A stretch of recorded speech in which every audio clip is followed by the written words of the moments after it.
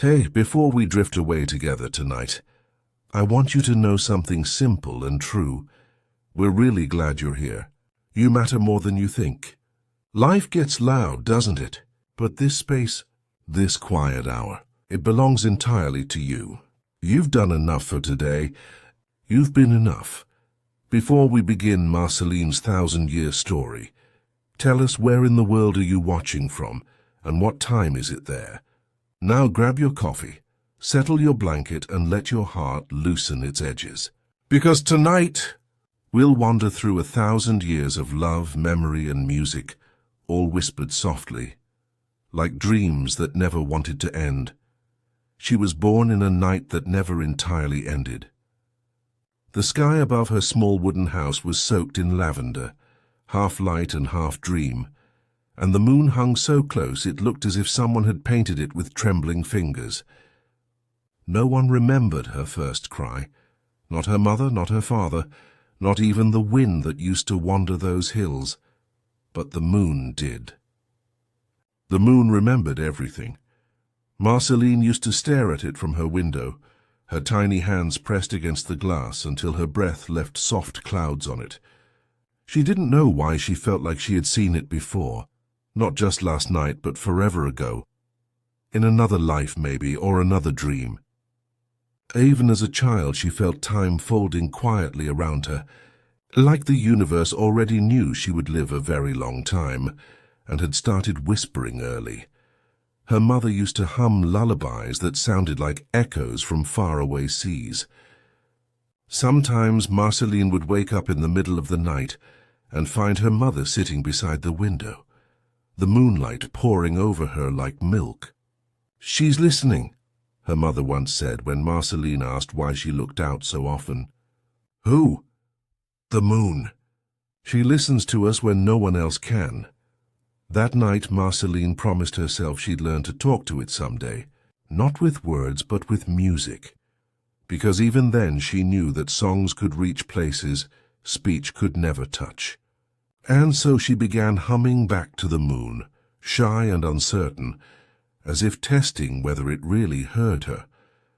The first time the moon answered, it wasn't in sound. It was in stillness. The air outside stopped moving. The candle beside her window flickered once and went out. And for one breathless moment, the world felt small enough to hold in her hands. As she grew older, the nights grew quieter, as if they had begun waiting for her to play. Her father, tall, gentle in ways he didn't always understand, brought home a small red bass one day, half as tall as she was. "It's too big for you now," he said with a tired smile, "but someday it'll fit." She didn't know then how true that would become. She carried that bass like it was alive, like it breathed when she did. When she plucked its strings for the first time, the sound was crooked and sweet, a note that felt like a sigh. Her father smiled again, that rare, quiet smile that looked like forgiveness. He had been away often, gone on strange errands that smelled faintly of smoke and starlight, but in those rare moments when they sat together in the half-light, she believed the world was kind.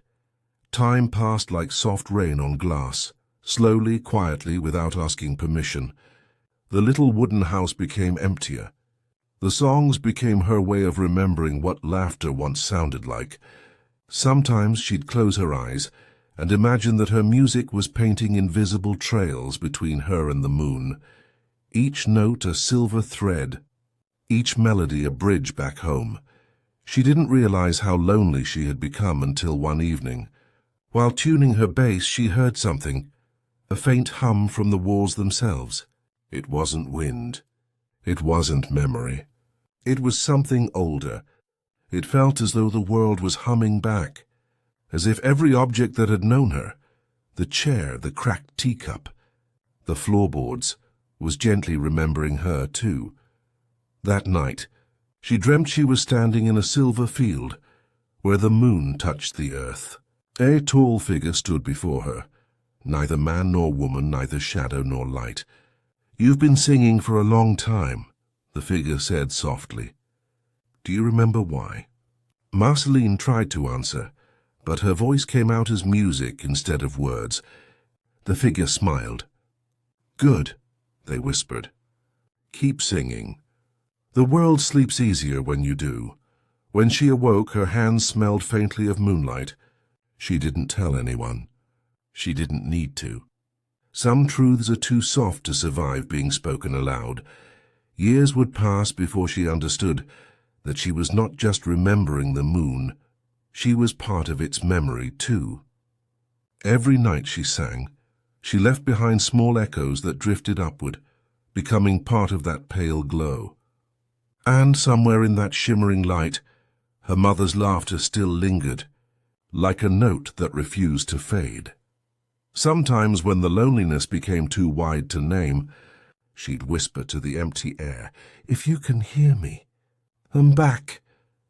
And the world would hum low and patient, the way oceans do when they remember old names. She grew older, though she hardly noticed. People changed. Seasons softened. She began walking farther from home, across meadows, through quiet towns, along rivers that seemed to sing beneath their breath. Everywhere she went, she carried her red bass, and everywhere she played, people stopped and listened without knowing why. Her music wasn't happy, nor was it sad. It was something in between, something that felt like remembering. One evening, under a fading lavender sky, she paused beside an apple tree and watched the moon rise again. It looked the same as it had 1,000 nights before, patient, pale, endlessly watching. She smiled faintly. "You still remember me, don't you?" she whispered. The moon didn't answer in words, but a small breeze passed through the branches, and the apples rustled softly, almost like applause. She sat beneath that tree for a long while, humming a new tune, one that had no beginning and no end.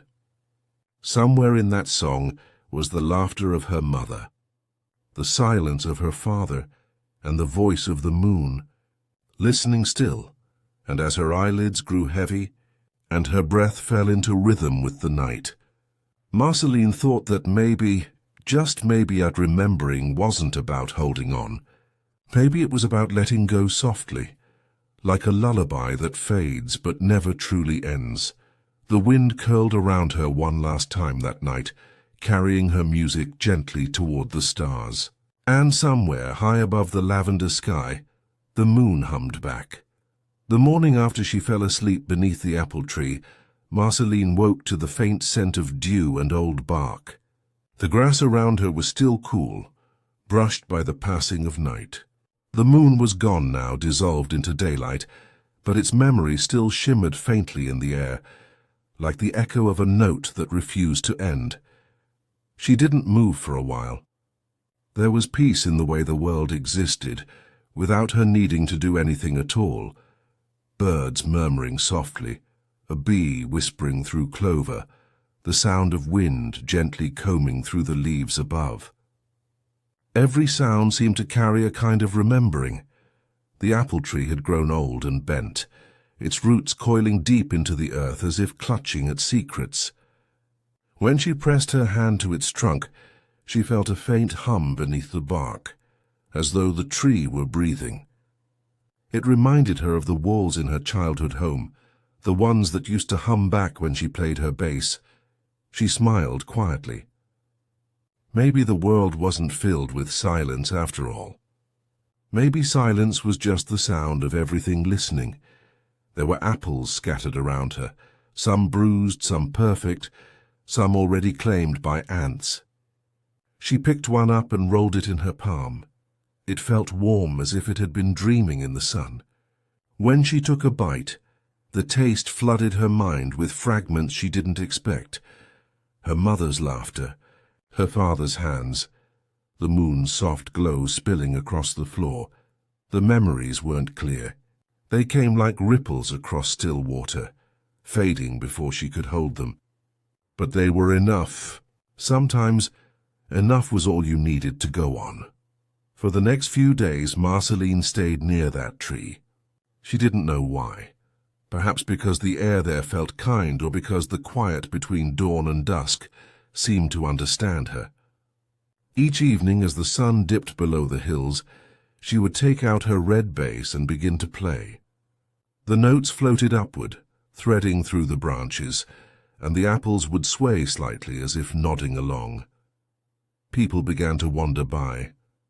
A shepherd passing with his sheep, a woman with a woven basket of wildflowers, a young boy who stopped to listen, then shyly placed a small blue pebble at her feet before running away. None of them said much. They didn't need to. The music said everything. It filled the space between hearts, between strangers, between what was lost and what was still being found. At night, when the stars unfolded across the sky like scattered lanterns, she would lie back in the grass and whisper her thoughts into the air. Sometimes she imagined the stars were listening, each one holding a little memory of someone's kindness. It comforted her to think that maybe nothing truly disappeared, it just turned into light. One evening, when the moon rose early and the air smelled faintly of rain, she noticed something different. The apple tree was humming again, louder this time, though still gentle. The sound vibrated through the ground, through her fingertips into the strings of her bass. She began to play along without thinking, matching her rhythm to the heartbeat of the earth. As she played, small motes of light began to appear around her, faint, shimmering shapes that danced like dust in moonlight. She didn't panic. She simply watched, her breath slow and even, as if she had always known they would come. The lights moved in rhythm with her music, swirling softly through the branches. They weren't ghosts exactly, more like memories given shape, old emotions turned to air. In them she saw flickers of faces, her mother smiling, her father walking away into fog, a younger version of herself, sitting by a window and promising to talk to the moon. The vision didn't frighten her. It soothed her, like being reminded of a dream she'd almost forgotten. She realized then that the tree wasn't just old. It was ancient, older than the village nearby, older than her family's name. It had listened to centuries of stories, to laughter and tears and the small music of lives lived quietly, and now it was returning those memories through her song. As the night deepened, she stopped playing and simply listened. The hum of the tree faded slowly, replaced by the gentle rhythm of falling rain. Drops touched her cheeks, her hands, the strings of her bass, each one a soft percussion, each one a tiny echo. She thought of how everything in the world seemed to echo something else, a river echoing the rain, a song echoing a heartbeat, a heart echoing another's memory. Maybe that was what she was meant to do, not to change the world, but to listen to it so deeply that she became part of its music. When morning came, she felt something inside her shift, not a dramatic revelation, but a soft settling. The kind of peace that comes when you stop asking the sky for answers and start hearing them in your own breath. She picked another apple, bit into it and smiled at the sweet, familiar taste. A small bird landed beside her foot, cocking its head. It pecked at the fallen string from her bass, tugging it gently before flying off. She laughed softly, a rare, fragile sound, and whispered, "Take it, little one. Make your own song." And as the bird disappeared into the trees, she felt the world breathe with her. The wind sighed through the leaves. The grass whispered against her hands. Somewhere far beyond the horizon, thunder murmured like an old friend's voice.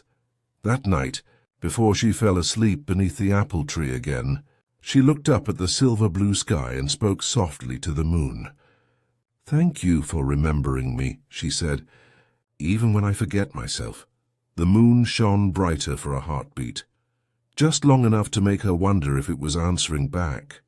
She closed her eyes, her hand resting on her bass, the scent of apples wrapping around her like a lullaby, and as her breathing slowed, her mind drifted once more into that half-dream world, where trees remembered, songs glowed, and the moon never truly left. There came a season when the apples stopped falling.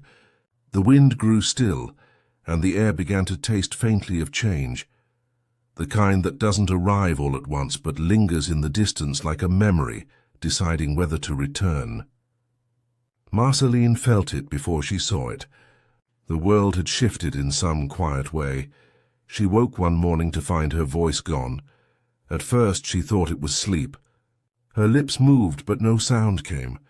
She plucked at her bass. The strings sang fine.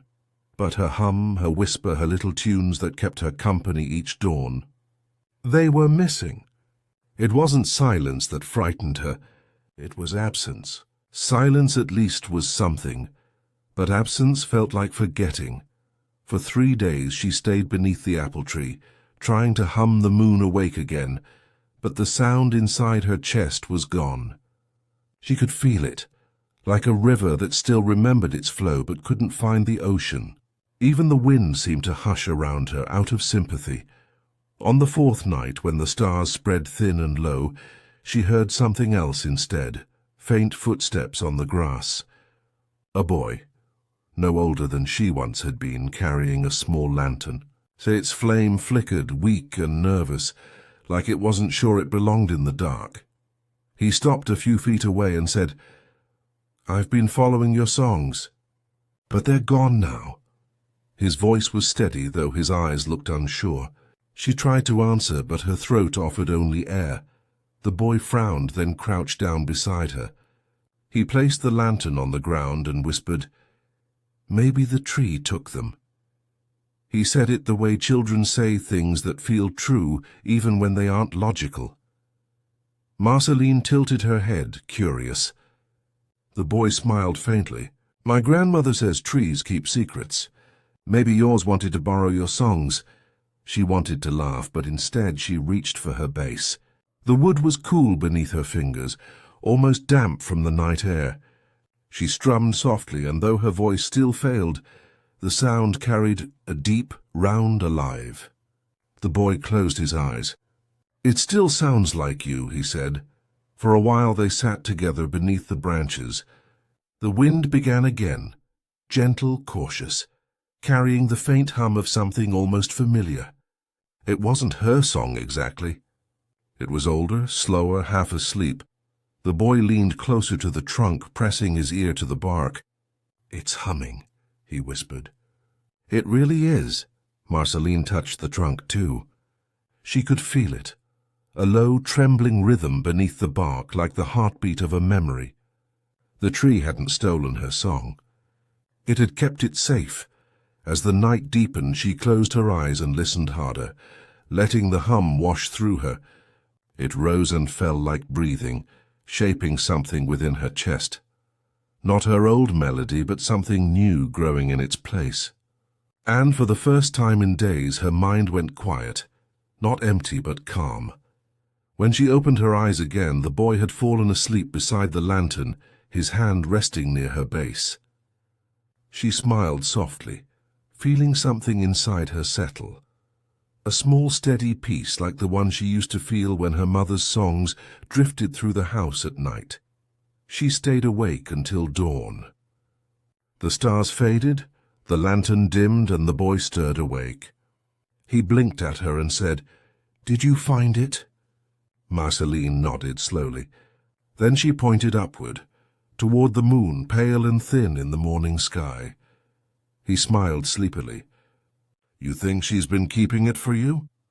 Marceline didn't answer, but her silence was its own kind of yes.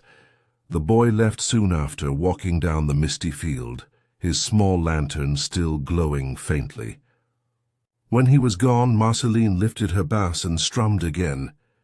The notes that came out were softer than before, slower, carrying a sadness that didn't hurt, just existed, like rain that fell because it had to. And as she played, she realized something that both comforted and frightened her. She could no longer remember how her first song went. It wasn't that she'd forgotten the words. She'd forgotten the feeling. That first trembling hum she'd sent to the moon as a child, the one that had connected her to the world, was gone.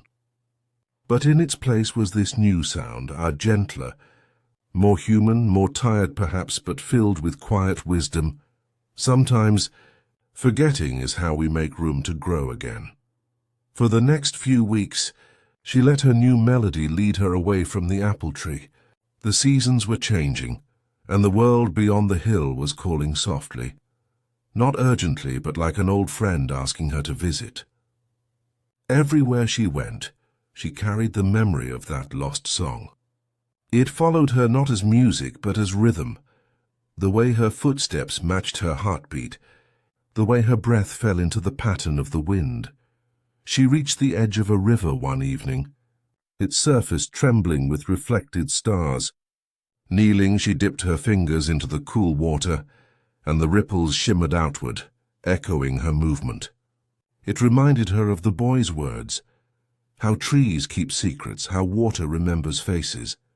She smiled faintly and whispered, though no sound came, "Do you remember my song?" The river answered in motion, not sound. Each ripple curved back toward her, as if returning what little it could. And though she couldn't hear her voice, she could feel it, vibrating in the air, carried through the ripples, moving into the night like a soft promise. That night, she dreamt again of the figure from her childhood, the one who had told her the world slept easier when she sang. Only this time the figure didn't speak. They simply reached out, touched her chest gently, and said nothing at all. When she awoke, she understood. Not every song needs to be heard. Some exist simply to be felt. From then on, Marceline played for the world, not herself. She played for the wind that forgot its direction, for the rivers that forgot their names, for the stars that fell asleep mid-dream. And somehow, through that quiet devotion, she began to remember everything that truly mattered, even without her first song. As she walked under that ever-familiar moon, she realized that her silence wasn't empty anymore. It was full of echoes, of whispers, of things that once were and would be again. Somewhere behind her, the apple tree stood alone, humming softly. She could almost hear it, not a melody but a pulse, and if someone had been there to listen closely enough, they might have heard her first song still lingering there, safe within the roots. But Marceline didn't need to. She simply smiled at the thought, pressed her hand to her heart, and let the night carry her forward. And far above, the moon glowed brighter, as if to say, "You never really lost it. You only changed how you remember." The first town she reached after leaving the river was small enough to miss if you blinked.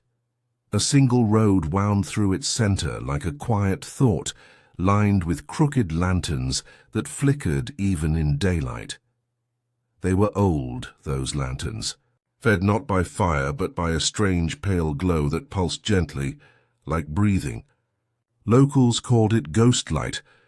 Marceline walked beneath them with her hood drawn, the faint hum of her bass still echoing against her ribs.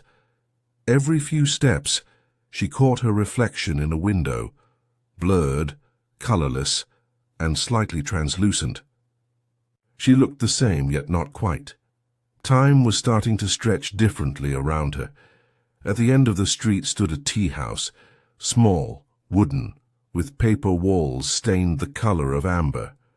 A faded sign above the door read, "Moon and Steam." When she pushed it open, a bell chimed once, low and kind. Inside smelled like stories, tea leaves, rain-damp books, and something faintly metallic, like strings freshly tuned. A woman behind the counter looked up and smiled. Her eyes were the shade of tea after milk had softened it. "Welcome, traveler," she said, voice slow as honey. "You look like someone who's been following ghosts." Marceline almost laughed. Almost.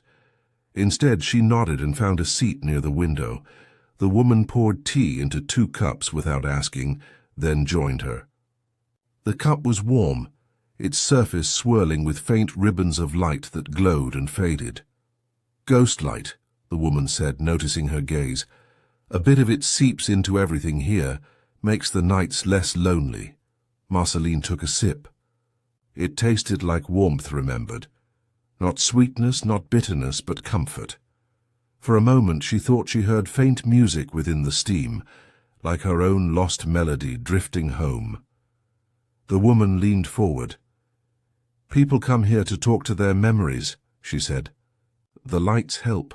They don't judge, they just listen." Marceline looked toward the lanterns strung across the ceiling.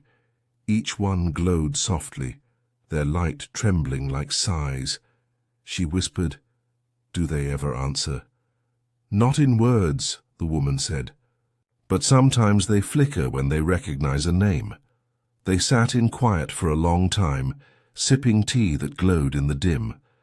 Outside, night began to fall, and one by one the ghost lights brightened, soft white spheres floating along the road like slow-moving stars.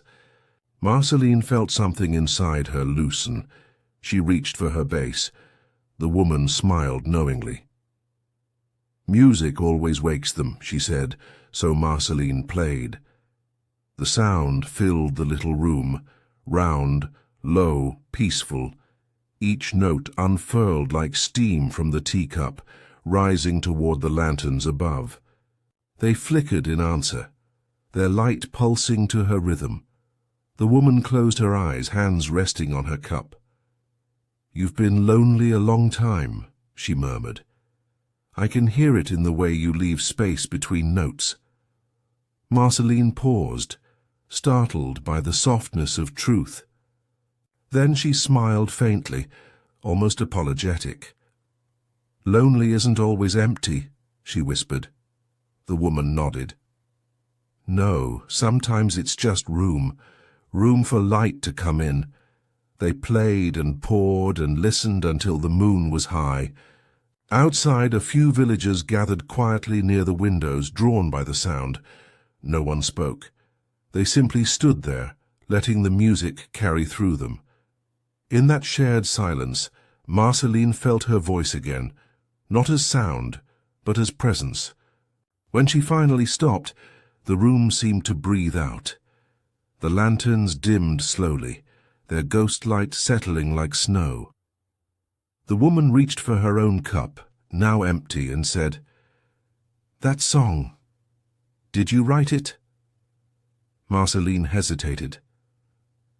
"I don't think I wrote it," she said softly.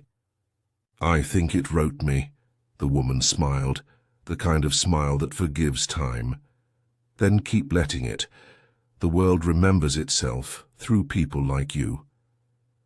They shared one last cup before dawn. Outside, the ghost lights faded with the sunlight, their glow retreating into the wood and stone. Marceline left a single coin on the counter, one that shimmered faintly, though she couldn't recall where it came from. The woman didn't pick it up. She only said, "When you play again, the lights will find you." As Marceline stepped outside, the air smelled of morning rain. She looked back once and saw the tea house dissolving into mist, as if it were folding itself back into a dream. For days after, she carried the taste of that milk tea with her, warm, steady, grounding. Whenever she felt adrift, she'd close her eyes and remember the sound of ghost lights flickering in rhythm with her song. And sometimes at the edge of sleep, she'd feel a small glow at her fingertips, a remnant of that gentle light keeping her company. The road took her northward, through fog and quiet fields where no one lived anymore. She played for the wind, for forgotten wells, for stones that once heard laughter. Each time she stopped, she could sense the ghost lights near, faint orbs hovering at the corners of her vision, as if keeping watch. One evening, while resting beside an abandoned bridge, she poured water from her canteen and let it steam in the chill. It smelled faintly of milk tea. She smiled to herself, whispering to the air, "You followed me, didn't you?" The mist shimmered faintly in reply, tiny lights weaving between the reeds. She felt no fear, only gratitude. In their glow, She thought of all the people she'd never met, but somehow carried with her. The boy with the lantern, the woman at the counter, her mother's reflection, the moon. Her world was no longer defined by place or time, only by connection. And connection, she realized, was its own kind of immortality. That night, she fell asleep beneath the stars, wrapped in the smell of rain and steam. Her dreams were soft and strange. She saw the tea house again, filled with ghost lights that sang instead of glowed. Their voices sounded like wind chimes underwater, fragile, endless, kind. They whispered something she couldn't fully catch, a phrase that looped gently as she drifted deeper. Every light was once a song. When she awoke, dawn had painted the horizon silver. The mist was gone. Her bass lay beside her, strings damp with dew, and a faint shimmer lingered across the wood, like ghost light trying to stay. She plucked one note, and the air rippled faintly as if answering. Then she smiled, tired, content, and whispered, "Thank you." The sound faded, carried eastward toward the rising sun, and for a heartbeat, the light on the water shone milk-white, like tea poured from heaven. The river appeared without warning. One moment, the path was a thin ribbon of dirt between sleeping fields. The next, it opened into a wide silver body that moved like breath. It wasn't rushing. It flowed deliberately, each ripple seeming to remember where it had come from. The sound was gentle, but beneath it, something else, a low hum, almost like a melody half-remembered. Marceline stood at the edge, boots sinking softly into the damp earth.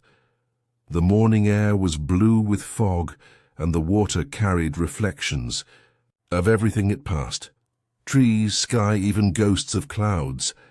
But when she leaned closer, she saw her own reflection looking back not as she was, but as she had been long ago, younger, softer, sunlight tangled in her hair.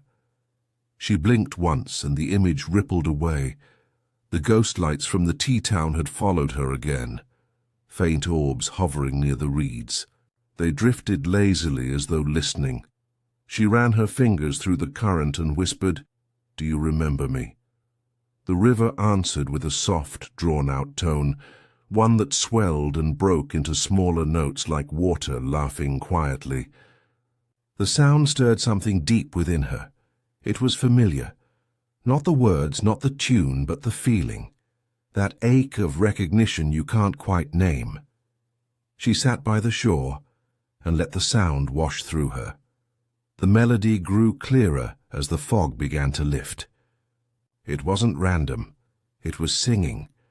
Every ripple, every droplet seemed to hum in tune, not to the wind, but to her name. Marceline closed her eyes. For a long time she simply listened. The song wasn't in human speech, but she felt it all the same, a conversation between memory and water. The river told her of things she'd forgotten, a girl who used to play beside its banks, who left small paper boats to drift away like wishes. The boats never sank. They simply disappeared around the bend, as if someone was waiting for them. She could almost see it now. That younger self, laughter bright as summer, her hands sticky with wildberries. Her mother's voice carried through the trees, calling her home for supper. It was so vivid she almost turned around, expecting to see her. But when she opened her eyes, there was only the river, singing softly in the same rhythm her heart once knew. She picked up her bass. The wood felt heavier now, soaked in mist, but warm against her palms. She strummed a slow chord, low, resonant, calm. The sound rippled across the water, and the river answered, harmonizing faintly with each note. They played together like old friends remembering how to speak. The song they made wasn't sad. It was something gentler, the sound of returning. of time looping back on itself, of a story deciding to listen to its beginning. As she played, the ghost lights gathered closer. Their reflections wavered across the surface, hundreds of tiny moons trembling in rhythm. Each one blinked in time with her pulse. She wondered if they could feel it too. That strange connection between sound and stillness. The longer she played, the more vivid the water became. Colors appeared in the ripples. Pale gold, soft pink, faded lavender, like the memory of a sunset replaying itself underwater. And there, just for an instant, she saw a hand reaching out from the reflection. Delicate, familiar, holding something small. It was one of the paper boats, the same ones she used to make. She felt her throat tighten as the reflection smiled back at her. Her own younger self, no older than 6 or 7, eyes bright and unafraid. Marceline whispered, "You remember, don't you?" The reflection nodded once, then blew gently toward the surface. The image scattered like petals in the current, and the paper boat floated up for real, fragile, glowing faintly from within. She caught it carefully, her fingers trembling. Inside was a single word, inked in crooked, childish letters, "Stay." She read it again and again, her vision blurring. It didn't hurt, it simply ached, the way old songs do when you finally understand their meaning. The boat's glow faded as she held it, until it became nothing more than damp paper dissolving in her hand. The river's song softened, almost apologetic, as if it knew that remembering can sometimes bruise. Marceline smiled through it. "It's all right," she said quietly. "I remember now." "Thank you." The river hummed once more, a low, contented sound, and then stilled. Only the steady whisper of water over stone remained. Somewhere downstream the fog lifted entirely, revealing a thin bridge of fallen logs. She crossed it slowly. Halfway over, she paused and looked down at her reflection again. This time it was only her. No child, no ghost. But her eyes were softer now, her outline glowing faintly from within, as if some part of the river had stayed behind in her. On the other side, she found an old willow tree bent low over the bank. Its branches touched the water like fingers brushing hair. She sat beneath it, resting her base against the trunk, and closed her eyes. For the first time in a long while she felt still. The world wasn't asking anything of her. The ghosts were quiet. Even her loneliness felt gentle, like a room filled with warm light and no one rushing to leave. She let her thoughts drift. Maybe immortality wasn't about living forever. Maybe it was about remembering forever. The people, the places, even the feelings that shaped you, no matter how quietly they left. If that was true, then the river was immortal too. Every drop that ever touched her would one day return, in rain or mist or tear, to whisper her name again. The thought made her smile. As dusk settled, fireflies appeared above the water, blinking in unison with the ghost lights that still lingered nearby. They mingled together until it was impossible to tell which belonged to the living and which to memory. And in that twilight the river began to sing again, soft, almost like a lullaby now, repeating her name as though to tuck her in. Marceline whispered back, "I'm here." She lay down on the grass, head tilted toward the stars, the river's voice washing gently over her until it blurred into the rhythm of sleep. Her bass hummed faintly beside her, strings catching the night breeze. Before she drifted off, she heard one last sound, a whisper from the water, quiet and kind. "When you wake, follow the current. It remembers where you need to go." And then she slept. Not the restless kind she'd known for centuries, but the deep, ancient rest of someone finally seen by the world again. The river sang through the night, carrying her name through valleys, forests, and forgotten towns.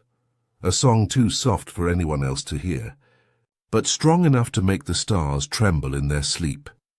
By morning she was gone. The willow swayed gently in the breeze, dropping its leaves into the current.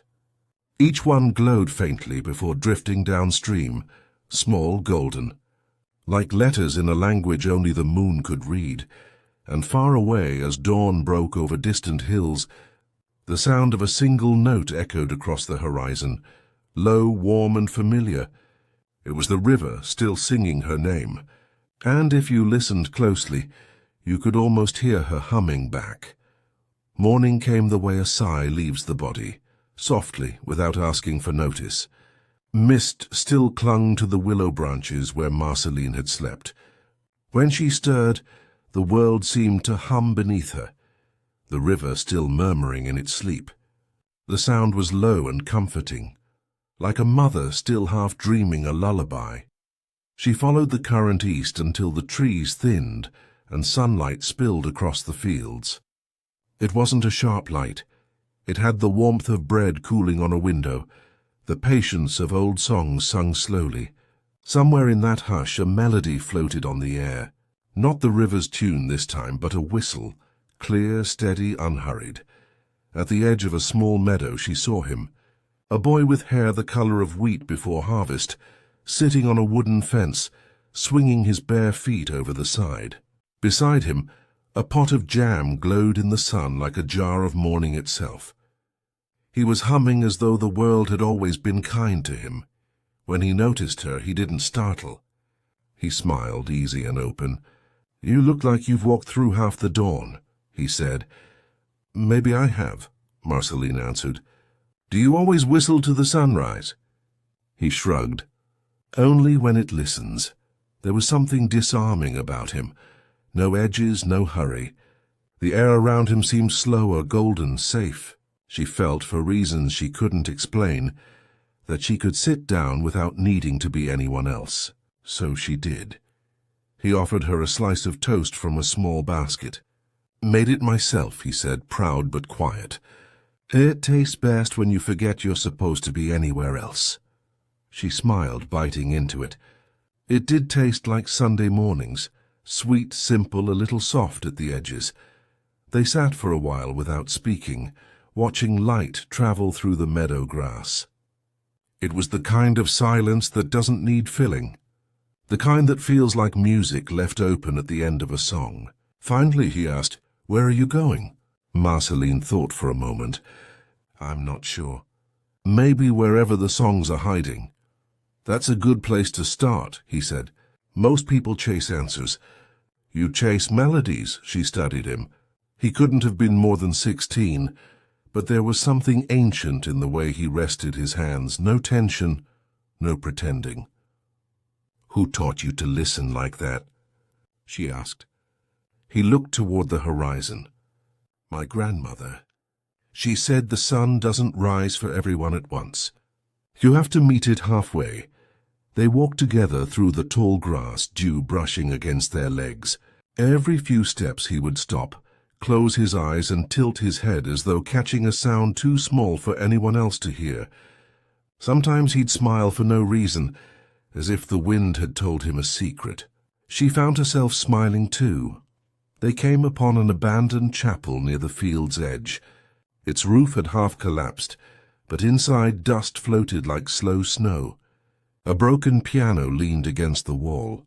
The boy ran his fingers along the keys. Some still sang faintly when touched. Marceline set her bass beside it and tuned a low chord. The notes met in the air, shy at first, then settling into harmony. They played, no words, no plan. His right hand found simple, bright progressions. Hers added depth beneath them, warm and slow. The sound filled the chapel until even the cobwebs trembled. Outside, the river answered faintly from far away, carrying their music downstream. When they finished, neither moved. Dust settled around them like confetti from a celebration they hadn't meant to hold. He laughed quietly. "Feels like the walls remembered us," he said. She nodded. "Or maybe they forgave us." He sat cross-legged on the cracked floor. "Can I tell you something strange?" he asked. "Always," she said. He plucked a daisy from a crack in the stone and spun it between his fingers. Every Sunday I wake up before the sun. I don't do it on purpose, it just happens. The world feels unbuttoned then, like it's letting me see the threads that hold it together. That's when I play or hum or make breakfast. Everything I touch feels alive. By noon it's gone, but those hours, they remind me why I stay. Marceline listened, chin resting on her knees. His words folded around her like a soft blanket. She thought about her own mornings, how most of hers had stretched into centuries of twilight instead. "I think you're made of those hours," she said. He laughed again, gentle eyes creasing. "Maybe. They say we all come from something. I guess I came from quiet mornings." For a moment, she imagined what it would be like to have such an origin, to be born not of tragedy or long shadow, but of calm sunlight and easy laughter. The thought made her chest ache in the best way. They stayed until the bells in the tower caught a gust of wind and rang once, a clear, accidental chime. The sound startled a flock of birds that rose in a sudden spiral of white wings. Marceline watched them fade into the brightening sky. "I should keep moving," she said softly. He nodded, still smiling, as if he had known all along she would. Before she left, he handed her a folded napkin from his basket. Inside it was a single sugar cube wrapped in paper, and on the paper written in pencil, "For the next sunrise you forget to watch." She looked up. "You wrote this before we met," he shrugged. "Sometimes I meet people before they arrive." She didn't know what to say, so she only whispered, "Thank you." He touched the brim of an imaginary hat. "You'll hear me again. Every time the light feels softer than usual. That's me tuning the sky." When she walked away, the meadow shimmered faintly, as if the grass itself had learned his song. The air smelled of toast and honey and something older, maybe faith, maybe peace. She could still hear him humming behind her, the sound stretching until it blended with the hum of the world. By the time she reached the edge of the next hill, he was gone. But the light had changed, warmer, steadier, like it remembered the shape of his smile. She stopped and looked back once, whispering, "Goodbye, Sunday boy." The wind answered with a quiet chord in the distance, soft as breath.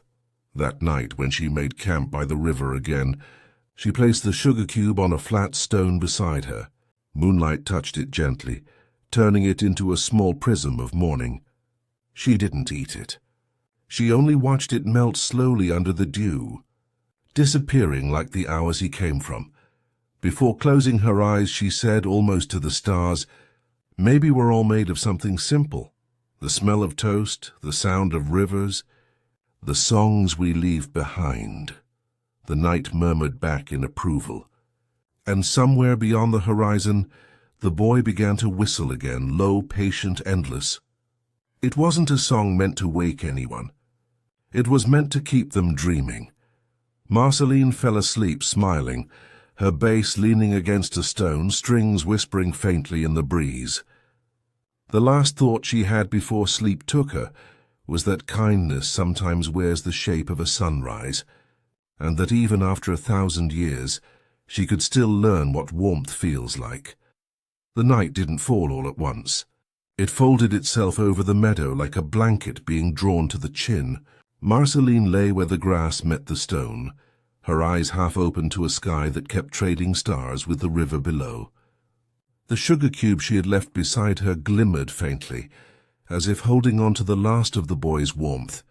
Crickets began their soft orchestra, and somewhere a barn owl called, distant, rhythmic. It sounded like a clock that had forgotten to count. She was not entirely awake when she felt the air shift.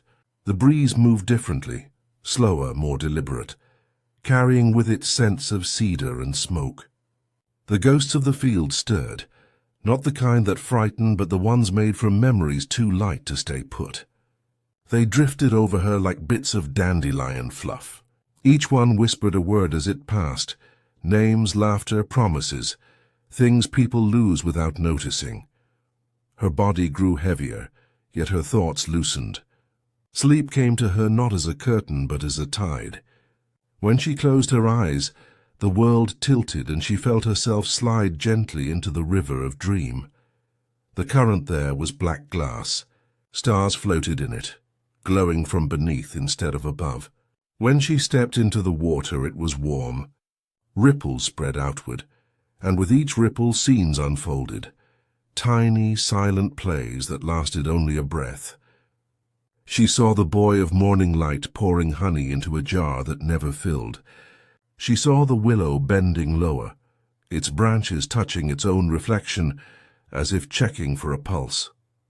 And farther off, she saw herself, younger again, carrying her base through a city that no longer existed. The dream spoke without words. Everything you touch remembers you. She waded deeper. The water rose to her chest, but she didn't feel fear. When she looked down, she could see shapes beneath her, small glowing objects tumbling slowly in the current. A bracelet, a spoon, a letter folded 3 times, a broken comb. The lost belongings of countless lives, rolling along the bed of the night. When one brushed her leg, it turned into music, a note too pure to be played by any instrument. Each object carried a sound instead of a story. The current began to hum louder, and then she realized it wasn't the river at all. It was her heartbeat echoing back from the deep. Every thud created a tiny burst of light beneath her ribs. She thought, maybe this is what it means to be remembered by the world itself. A figure appeared upstream, a tall silhouette made of faint moonlight. Its outline changed each time she blinked. Sometimes her mother, sometimes the boy, sometimes just a reflection with her own eyes looking back. It lifted a hand and pointed downstream, toward darkness where the stars dissolved. Marceline nodded, understanding without needing to know why. She let the water take her. Downstream, the current grew slow again, wide and calm. Floating there, she began to feel things leaving her. The weight of old fears, the sharp edges of memories that no longer fit, even songs she'd carried out of habit more than love. They lifted from her chest like smoke rings. Each one drifted upward, fading into the starlight. She didn't try to catch them.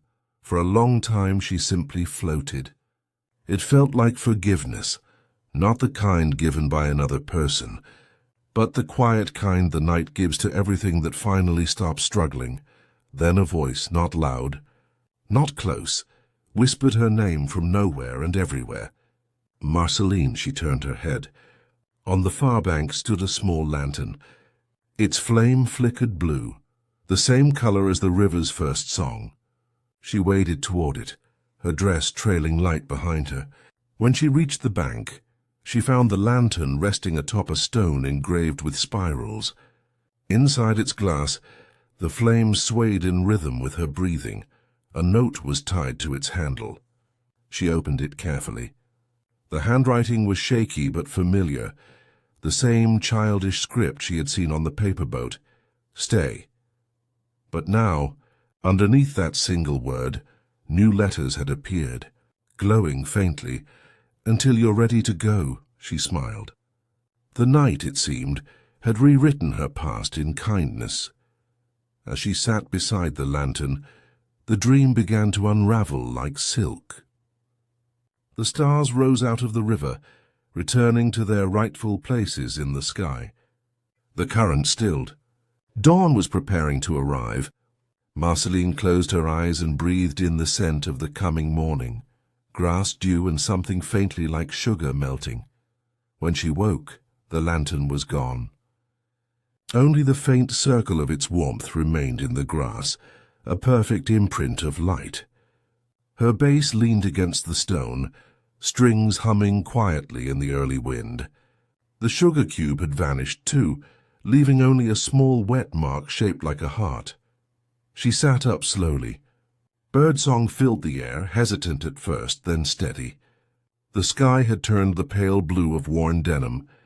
She looked at her hands. The river had left a shimmer on her skin that refused to wash away. It was as if the water had signed her in its language. For a while she simply listened. The world had changed so gently she almost missed it. The silence felt lighter, the air easier to breathe. The night had carried away what it needed to, leaving her cleaner inside. Maybe that was all dreams were meant to do. She packed her things, slung the base across her back and followed the faint sound of the current downstream. Each step left tiny glimmers where her boots touched the dew. She didn't rush.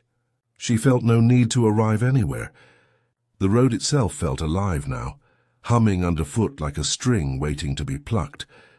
Before the forest swallowed her again, she looked back once at the river bend. Mist still drifted above it, shaped almost like a hand waving farewell. She raised her own hand and whispered, "Thank you." The mist shimmered and dissolved into light. As she walked, she began to hum, a new melody, slow and full of space. It wasn't a song she knew, but one the night must have left behind for her, tucked into her chest like a folded note. Each line of it carried a small pause, a breath meant for listening. It sounded like the promise of rest. By the time the sun broke fully over the horizon, she had forgotten the words the river spoke, but she remembered how they felt. And that, she decided, was enough. She smiled at the morning and said quietly, "You can take what you need, night.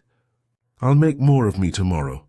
The light touched her shoulders, soft and forgiving, and as she disappeared into the path ahead, the river began to sing again, this time not of what it had taken, but of everything it had given back.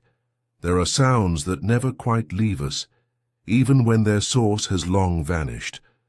Sometimes, when the wind moves through old branches or when sunlight breaks in a certain color, Marceline could almost hear them again, the soft hum of summer days that once wrapped her like a warm blanket.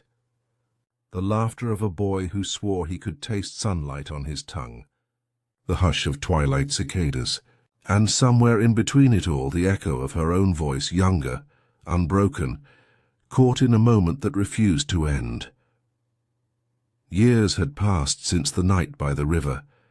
The boy made of Sunday mornings was gone, or perhaps he had only drifted into some other gentle dream, carried away like a song half-remembered.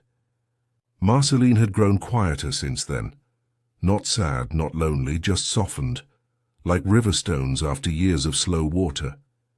She had built a little home at the edge of an old orchard, where the air always smelled faintly of apples and rain. It was a place that seemed to remember her before she arrived.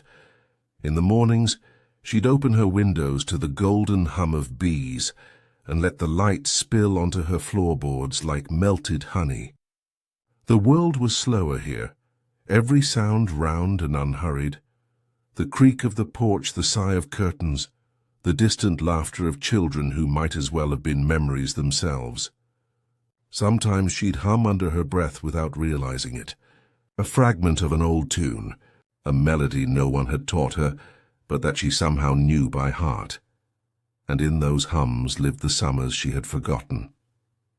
There had been a hill once, and on that hill she and her mother would lie in tall grass, naming shapes in clouds that looked like stories waiting to be told. "That one's a fox," her mother would say. "No," Marceline would laugh, "it's a kite waiting for wind." They never agreed on the shapes, but always agreed on the laughter. That sound, her mother's laughter, still glowed somewhere deep inside her, like the after-image of sunlight when you close your eyes too long. As the years unfurled, summer after summer melted into each other. The people changed. The voices did too. Friends grew older, drifted away. The boy who had given her warm tea and quiet company became something like a myth her mind whispered about. But every so often, when the orchard trees swayed just right, she could almost hear footsteps coming down the old dirt path.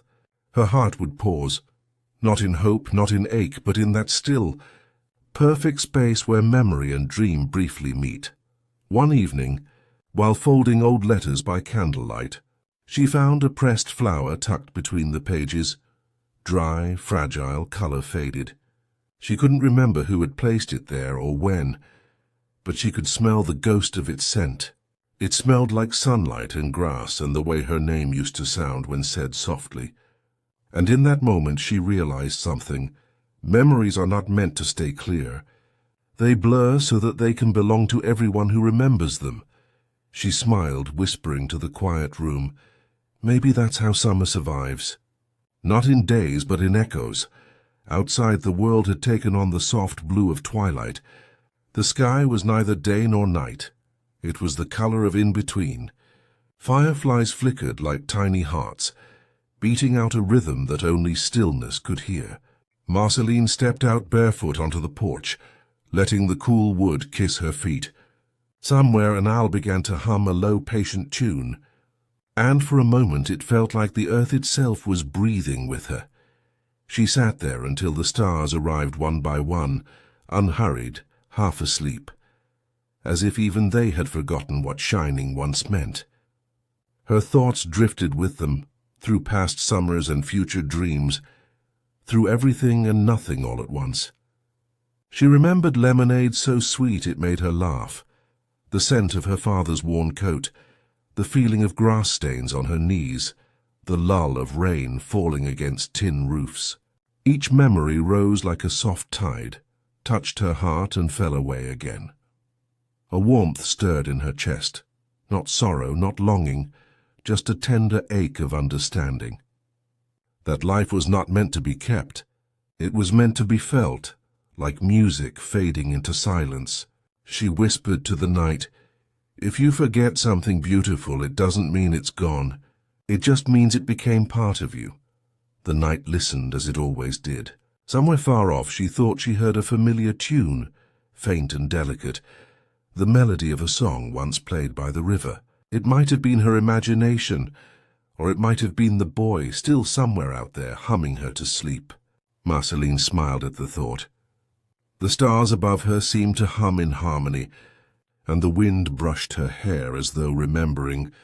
Too, when she finally stood to go inside, she noticed how the air had cooled, how the candlelight from her window spilled onto the porch like a trail leading home. Each flicker felt alive, as if the flame itself carried whispers of summers long gone. She followed it back in, closing the door softly behind her. The sound of it, that gentle click, felt like the final note of an old song, complete but never-ending. Inside, the quiet wrapped around her shoulders like a shawl. She poured herself a cup of tea, the same blend the boy once shared, honey and milk, simple and kind. As she drank, she felt the weight of the years not as burden but as warmth. Every season she had lived, every person she had loved, every sound she had forgotten, they were all here. In her breath, her heartbeat, her silence. When she lay down that night, the window was open just enough for the wind to bring in the faint scent of apples and the hush of leaves. The world outside was calm and endless. She closed her eyes and thought, the sound of forgotten summers never really leaves. It only waits for the quiet to return. And with that thought, she drifted, not into dreams but into memory's soft hum, where time itself fell asleep beside her. Some nights the sky looked soft enough to write on. When Marceline lay awake, the moonlight spilling across her room like a pale river, she would watch the slow drift of clouds and imagine each one as a blank page, waiting to carry her thoughts away. She never used ink. Her pen was breath. Her words were the kind that only the wind could read. She had grown fond of this quiet ritual, of speaking to those who could no longer answer. To her mother, whose laughter once lived in the grass, to the boy made of Sunday mornings, whose kindness still glowed like dawn behind her ribs, to the child she used to be, whose eyes had not yet learned the language of goodbye. Every letter began the same way. "Hello again. I hope you're somewhere gentle." It was not loneliness that made her write. It was gratitude, a kind of soft remembering. The sky, she found, was the only mailbox big enough for love that had nowhere else to go. One evening, after the orchard had gone to sleep and the last fireflies blinked out like closing eyes, she climbed the small hill behind her house. The air smelled of earth and rain and something faintly sweet, like distant sugar melting. She carried nothing with her, only the ache of unsent words. The clouds above moved slowly, silver-edged and patient. "Do you still remember me?" she whispered to the first cloud that passed. It didn't answer, but it shifted shape, stretching softly into what looked like a pair of hands, open and kind. She smiled. The night had a way of replying without sound, so she began to write one thought at a time, letting her voice lift and fade. "Dear Mother, the apples ripen early this year. The bees hum the same tune you used to hum when the bread rose in the oven. I think they remember you, too. I miss the way you said my name like it was sunlight trying to stay." The wind carried her words across the orchard. Somewhere a branch creaked. An old, slow nod. Then she turned to another patch of sky, where a thin cloud wandered like an absent-minded thought. "Dear boy of Sunday mornings, I still drink the tea you showed me how to make. Honey and milk equal parts patience. I learned that not every goodbye means loss. Some are just promises to meet again in softer weather." The clouds shifted again, glowing faintly where the moonlight touched their edges. One of them thinned into something almost like a smile. She laughed, quietly, not to disturb the sleeping world. "You always listened, didn't you?" Her letters that night went on and on, not as sentences but as moments. She wrote to the stars who had watched her grow, to the rivers that had once sung her name, to time itself for moving both too fast and not fast enough. As she spoke, she felt lighter, as though each breath she gave away returned as calm. It wasn't the act of remembering that soothed her. It was the release. The acceptance that memories, like letters, are meant to be sent, not stored. The moon dipped lower and the air grew softer, threaded with dew. Marceline lay back in the grass, her hair fanning out like spilled ink across the hilltop. Above her the sky looked like endless parchment, cloud after cloud rolling in, each one ready for another thought. She closed her eyes and for a long moment listened. The world, she realized, was full of replies she had never noticed. The sigh of wind through leaves, the rhythm of her heartbeat against the ground, the faint hum of the earth turning beneath her. A voice, faint but familiar, seemed to drift through the air, not quite a memory, not quite a dream. "We hear you," it said. "We always did." She smiled without opening her eyes. "I know," she whispered back. "I just needed to say it out loud." When she woke the next morning, mist lingered over the orchard. Drops of dew clung to every blade of grass, glinting like punctuation marks left by the night. The sky was empty again, her letters gone, carried somewhere beyond sight. But she didn't feel their absence. The silence they left behind was full and kind, like a space meant for breathing. She brewed her tea and watched the steam curl toward the ceiling, forming shapes she didn't try to name. The scent filled her small home, warm and sweet, wrapping around her shoulders like memory made tangible. Later, she sat by the window and noticed a single feather caught on the sill, small, silver, impossibly soft. It wasn't there the night before. She brushed it gently with her fingertip, and though she couldn't explain why, she felt understood. Maybe the sky had written back. That evening, she wrote again, not aloud this time, but with her hands pressed over her heart. No words, no sound, just quiet, just knowing. And the sky, kind as ever, listened. The next few nights followed in soft repetition. Clouds, whispers, gratitude. The rhythm became her lullaby. She began to see that each letter she wrote, each memory released, made more space inside her for light. The old ache of what she'd lost became something gentler, the glow of what she'd loved, and sometimes, when she looked closely at the clouds just before dawn, she swore she could see faint traces of handwriting, curves and loops of light that dissolved the moment she blinked. She never tried to read them. Some replies she thought were meant to be felt, not known. On the final night of that week, as rain began to fall, she whispered her last letter to the clouds before they vanished. "Dear whoever is listening, thank you for finding me in all this quiet. Thank you for letting me love this softly." Raindrops kissed her face, warm and delicate. The sky had begun to cry, or perhaps to answer. Each drop felt like a word returned. She stood there in the rain until her hair clung to her skin, until the clouds had drifted away and only the stars remained. The air was full of silence again, but this time it wasn't empty. It was full of everything she'd said and everything she hadn't. Marceline smiled at the horizon, whispering, "Good night, my sky." And as she turned to go inside, she thought she heard a soft rustle above her, paper fluttering far away. Somewhere, perhaps, her letters were still traveling.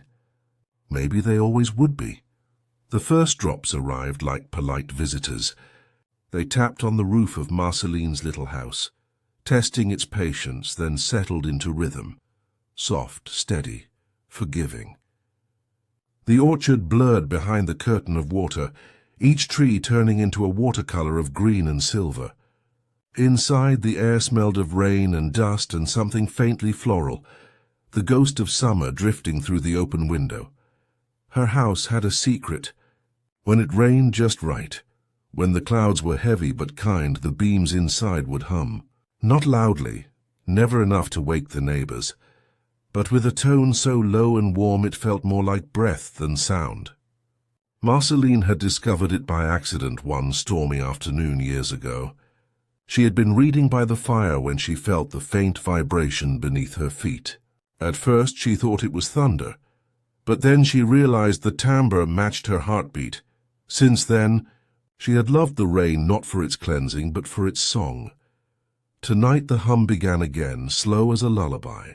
It seemed to rise from the walls themselves, spreading through the floorboards, curling around her teacup. The whole house exhaled. Marceline smiled. "Hello again," she whispered as though greeting an old friend. She closed the window halfway, just enough to let the scent of wet leaves drift inside. Her candle flickered in agreement. The flame bent toward the sound, small and curious, dancing to the rhythm of falling water. Sometimes she imagined the house had memories of its own, bits of laughter and music soaked into its frame from every storm it had endured. Perhaps it remembered her mother's footsteps, or the echo of a song the boy once hummed under his breath. The thought comforted her. If Wood could remember kindness, then nothing was ever truly lost. She walked through each room slowly, listening. The hum changed from wall to wall, like different voices harmonizing. In the kitchen it was deep and content, like a sigh after long work. In the hallway it was lighter, almost a whistle. When she reached her bedroom, the sound gathered around her like warm hands. Marceline sat on the edge of her bed, tracing the grain of the wooden post. "You still keep me company," she said, "even when I forget to ask." Lightning flashed far away, so distant it looked shy, and the soft rumble that followed folded neatly into the house's humming. The melody deepened. It felt ancient, older than the house, older than her. Perhaps it was the earth itself, humming through everything that chose to stay still. She lay back, eyes open to the dim ceiling. The rain spoke in whispers, the hum in harmonies. Together they told stories she didn't need to understand, of roots drinking water, of rivers remembering their first stones, of the sky teaching patience to every living thing below. Marceline listened the way she once listened to her father's stories, quiet, reverent, half asleep. The sound steadied her pulse until she couldn't tell which belonged to her and which belonged to the rain. After a while she rose and padded to the small attic, a place she rarely visited. Cobwebs stitched the corners like fragile lace. She opened the circular window that looked over the orchard and let the rain blow in. It touched her cheeks, cool and alive. She laughed softly, the sound mixing with the storm. "If this house can hum," she said to the dark, "then maybe I can too." She began to hum, a low, uncertain note that trembled at first, then found the same key as the wood beneath her feet. The harmony fit perfectly. She smiled, eyes closed, letting her voice weave into the home's secret choir. For a moment she felt less like a person and more like part of the architecture of calm. When she stopped, the house continued without her, as if to say, "We've got it from here downstairs." The fire had dwindled to soft embers. She wrapped herself in a wool blanket and sat before it, watching tiny sparks fade one by one. Each spark reminded her of all the small things that kept her warm: letters to the clouds, laughter on the hill, the quiet mercy of remembering. She thought of how rain always returned to the sea, how sound always found silence.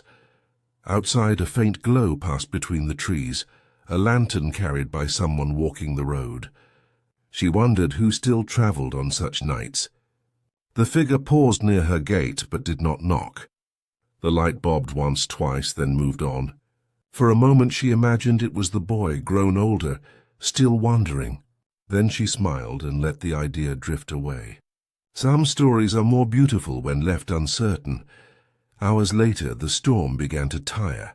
The hum of the house softened until it was barely a whisper. Marceline lay down on the rug, listening to the last raindrops slide from the roof. The quiet afterward was the gentlest sound of all. She realized something then. The hum was never only in the wood. It lived in her bones, too. Every kindness she had given or received vibrated somewhere deep inside. Waiting for the right kind of rain to wake it, she whispered, "Thank you," to the ceiling, to the rain, to the unseen hands that built this shelter, long before she called it home. Her voice was barely sound, more thought than speech, but the walls seemed to answer with a final low note. Content. Complete. In that small harmony she felt the world exhale. As she drifted toward sleep, she pictured the house from above, a tiny glow in a vast sea of rain, humming quietly while the storm passed over. And she thought with a peaceful certainty that every home hums for someone somewhere, that every soul is a roof under which the heart can rest. The rain thinned to mist. The hum faded into silence. Marceline breathed once more, deeply, as if inhaling the memory of every storm she had survived.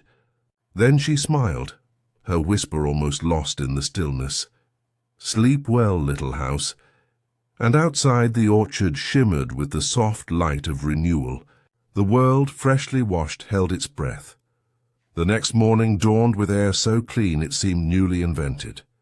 The storm had rinsed the world, polishing each leaf, each stone, each fragile spiderweb hanging between the orchard trees. Marceline awoke slowly, wrapped in the hush that always follows heavy rain, a hush that made even her own breathing sound like part of the landscape. She opened the window. The scent of wet earth drifted in, rich and grounding. Somewhere a bird practiced a cautious melody, testing whether the storm was truly gone. Marceline smiled. "You can come back," she whispered to it. "The world's listening again." She went downstairs, the floorboard still faintly warm beneath her feet from last night's hum. Her teacup waited on the table, and beside it, though she didn't remember leaving it there, lay a small folded piece of paper. It wasn't one of her letters to the clouds. She recognized her own handwriting, but it was older, shakier, from a different season of her life. It read, "When the house hums, listen twice." The second sound isn't the storm, it's the memory collector passing through. Marceline blinked. The words tugged at something deep in her mind, a story she'd heard long ago. The memory collector, a traveler who walked between dreams and daylight, gathering moments too tender or too painful for the waking world. She remembered the tales, how he wore a cloak stitched from forgotten lullabies, how his lantern shone with the light of unspoken goodbyes. Some said he traded in memories, others said he merely returned them when the time was right. And last night, hadn't she seen a lantern outside her gate? A shiver soft as recognition passed through her. Marceline wrapped herself in her shawl and stepped outside. The orchard gleamed under the morning sun, droplets sparkling like scattered glass. Near the gate the earth was disturbed, fresh footprints leading toward the hill. They were light, deliberate, as though made by someone who didn't wish to be remembered. She followed them. The air was full of the after-silence of rain, that sacred stillness that carries every sound farther than usual. She could hear the creek from half a mile away, babbling with renewed energy. She could hear her own heartbeat steady as a drum. At the top of the hill stood a man, or something like one. His cloak shimmered between colors, silver, then gray, then the soft blue of twilight. Around him floated dozens of small orbs, each glowing faintly like a firefly trapped inside a droplet of glass. He turned toward her, his face gentle, lined with kindness that looked older than time. "You've kept the hum alive," he said. His voice sounded like two people speaking at once, one near, one impossibly far away. Marceline didn't know whether to bow or to speak. "You're the collector?" he smiled. "Names are just doors. You can use that one if it helps." She glanced at the orbs circling him. They pulsed softly as if breathing. "Are those memories?" He nodded. "Some are borrowed. Some were given freely. Some came here on the rain." She stepped closer, mesmerized. Inside one orb, she saw the reflection of a child chasing butterflies across a summer field. In another, an old woman humming by candlelight. One shimmered with the faint image of a hand releasing a bird into the sky. Each orb carried warmth and sadness and something else, a stillness that felt sacred. "Do you take them from people?" Marceline asked. The collector tilted his head. "Not take, rescue. Sometimes memories grow too heavy to carry. I keep them safe until they're ready to be remembered again." He extended his hand, and an orb drifted toward her. It hovered above his palm, faintly golden. "This one belongs to you." Marceline reached out. Inside, she saw herself as a child, running through the rain, laughing as her mother spun her in circles under the storm. The sound, her own laughter, filled her ears like distant bells. She felt her throat tighten. "I forgot this," she whispered. "That's why I kept it," said the collector. "You asked me to long ago." She touched the orb, and it melted into her fingertips. Warmth spread through her chest, followed by the taste of rain and the scent of lilacs. For a heartbeat, she was both the child and the woman she had become, the memory reuniting the two halves. When the glow faded, she wiped her eyes. "You keep everyone's memories, only the ones they don't have room for," he said, smiling faintly. "Your house remembers for you, too. The hum you hear, it's not just wood. It's a chorus of what you've loved and lost. It sings to remind you you're still whole." Marceline looked down at her hands, still tingling with light. "Will you take any more?" The collector's expression softened. "Not unless you ask me to." She thought of the empty pages waiting on her desk, the quiet rooms, the rain's soft applause. "No," she said gently. "I think I'll keep what's left. Even the sad parts hum beautifully." He nodded, as though she had passed some unseen test. Then he reached into his cloak and pulled out something small, a glass pendant shaped like a raindrop, with a faint golden shimmer inside. "A gift," he said. "It holds a single sound. The moment before remembering." She accepted it carefully, as though it might dissolve. "Thank you." "When the hum returns," he said, "listen closely. It will guide you where you need to go next." And before she could reply, the wind shifted. The collector's cloak fluttered like mist, and his outline blurred into the sunlight. In moments he was gone, only the faint sound of rain lingering in his wake. Marceline stood alone on the hill, the pendant glowing faintly in her hand. The orchard below glittered, alive with renewal. She felt lighter, not because anything had been taken away, but because something missing had come home. Back inside, she hung the pendant by her window. When sunlight touched it, it filled the room with tiny rainbows. She smiled. At her desk, she opened a fresh sheet of paper and began to write. Not a letter to the clouds this time, but a promise. "When I forget, I will listen. When I remember, I will hum." Outside, the breeze carried the faint echo of a voice, not words, but the soft resonance of gratitude.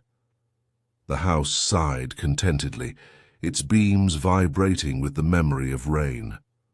Marceline leaned back, her eyes growing heavy. She could almost hear the collector walking away beyond the orchard, lantern glowing faintly in the rising dawn, gathering forgotten laughter from the air. And as sleep folded over her once again, she dreamed not of loss, but of a world where even memories could rest. There are songs that arrive without asking permission, soft as fog, familiar as a heartbeat. They find their way through cracked windows, half-open doors, and the folds of dreams. Marceline woke to one of them. It was early morning, the kind where the sky is neither night nor day. Pale light slipped through her curtains, turning the room the color of memory. The pendant the collector had given her glowed faintly on its string, humming a tone too soft to be real. At first, she thought the melody came from there, but as she listened closer, she realized it came from outside, floating in through the open window like a sigh that had traveled too far to turn back. She rose, still wrapped in her blanket, and leaned against the sill. The orchard shimmered with dew. Somewhere in the distance, the faint notes of a lullaby drifted across the fields, played on something small and old, maybe a flute or a broken music box. The melody was simple, almost childlike, but there was a tenderness in it, a care that seemed meant for her. She whispered into the morning air, "Who's playing?" No answer came, only the next phrase of the song, rising, falling, then looping, back as though whoever played it wanted her to remember something she hadn't yet recalled. Marceline smiled faintly. "A melody left on the windowsill," she murmured. "That's what this is." She brewed her tea and sat by the open window. The tune continued, weaving through the orchard and into her thoughts. It made her remember her mother's voice, how she used to hum while mending clothes, each stitch matching the rhythm of her breath. The melody now carried the same rhythm, a heartbeat disguised as sound. The collector's words returned to her. "Listen when the hum returns." She realized then that not all hums were made of walls or storms. Some lived in songs, waiting patiently for their echo. Marceline followed the music. Barefoot, she stepped into the damp grass, carrying her cup of tea like an offering. The notes led her through the orchard and down to the old wooden fence that bordered the meadow. There, perched on the rail, sat a small, wind-up music box. Its brass surface had tarnished green with age, but its gears turned steadily. The tiny ballerina inside spun slowly, her cracked porcelain face still smiling. Marceline knelt beside it. Someone had left it here deliberately, on the exact spot where the orchard met the world. She touched the key and the melody paused. The silence that followed was not empty but full, like a held breath. Then, from the quiet, a single memory unfolded. She was a child again, sitting by the same window on a summer night, unable to sleep. Her father had come in quietly, holding this very music box. "It belonged to your mother," he'd said, winding it once. When she couldn't find words, she'd let this speak for her. He had set it on the windowsill then, the same one where she stood every morning now and said softly, "If you ever miss her, listen here. She'll find you through the song." The vision faded like mist, but the warmth lingered. Marceline took the box in her hands. It was lighter than she expected, as though it had spent years learning how to float between memories. She wound it once, and the melody returned, slower this time, sadder, wiser. As it played, she whispered, "I hear you, Mum."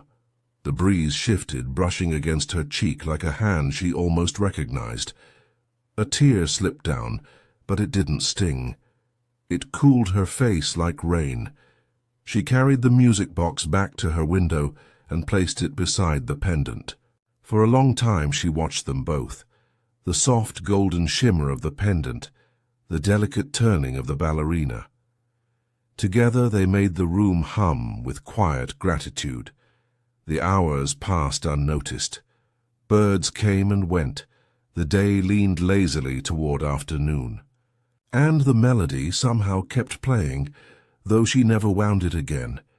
She spent the afternoon writing.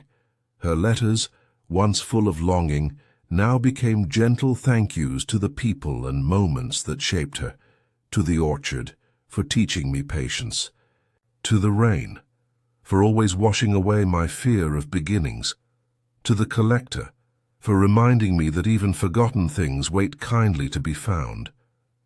When she finished, she sealed the letters not in envelopes, but with breath, folded them neatly, and set them on the windowsill beside the music box. That night, as she lay in bed, she noticed the melody begin to change. It grew slower, the spaces between the notes wider, until it sounded more like breathing than music. The ballerina stopped spinning, her porcelain arms lifted mid-dance. Then faintly she heard another sound, a low, steady hum from beneath the floorboards. The house had joined in, it sang with her. For the first time in many years, Marceline felt truly at peace. Not the sharp peace of endings, but the round, gentle peace that comes from understanding. She closed her eyes. In her half-dream she saw her parents again, her mother by the window, her father beside her, both humming the melody as stars glowed faintly above. The music box rested between them, the same lullaby threading through time. Her mother turned toward her, lips curved in a smile. "You kept the hum alive," she said. Marceline tried to answer, but her voice dissolved into light. She became the sound instead, the note that lingers after the song ends. And just before sleep took her, the melody looped one last time, soft, forgiving, infinite. When the morning came, the window was open, and the letters were gone. Only the music box remained still and quiet, a single drop of dew on its brass lid catching the light.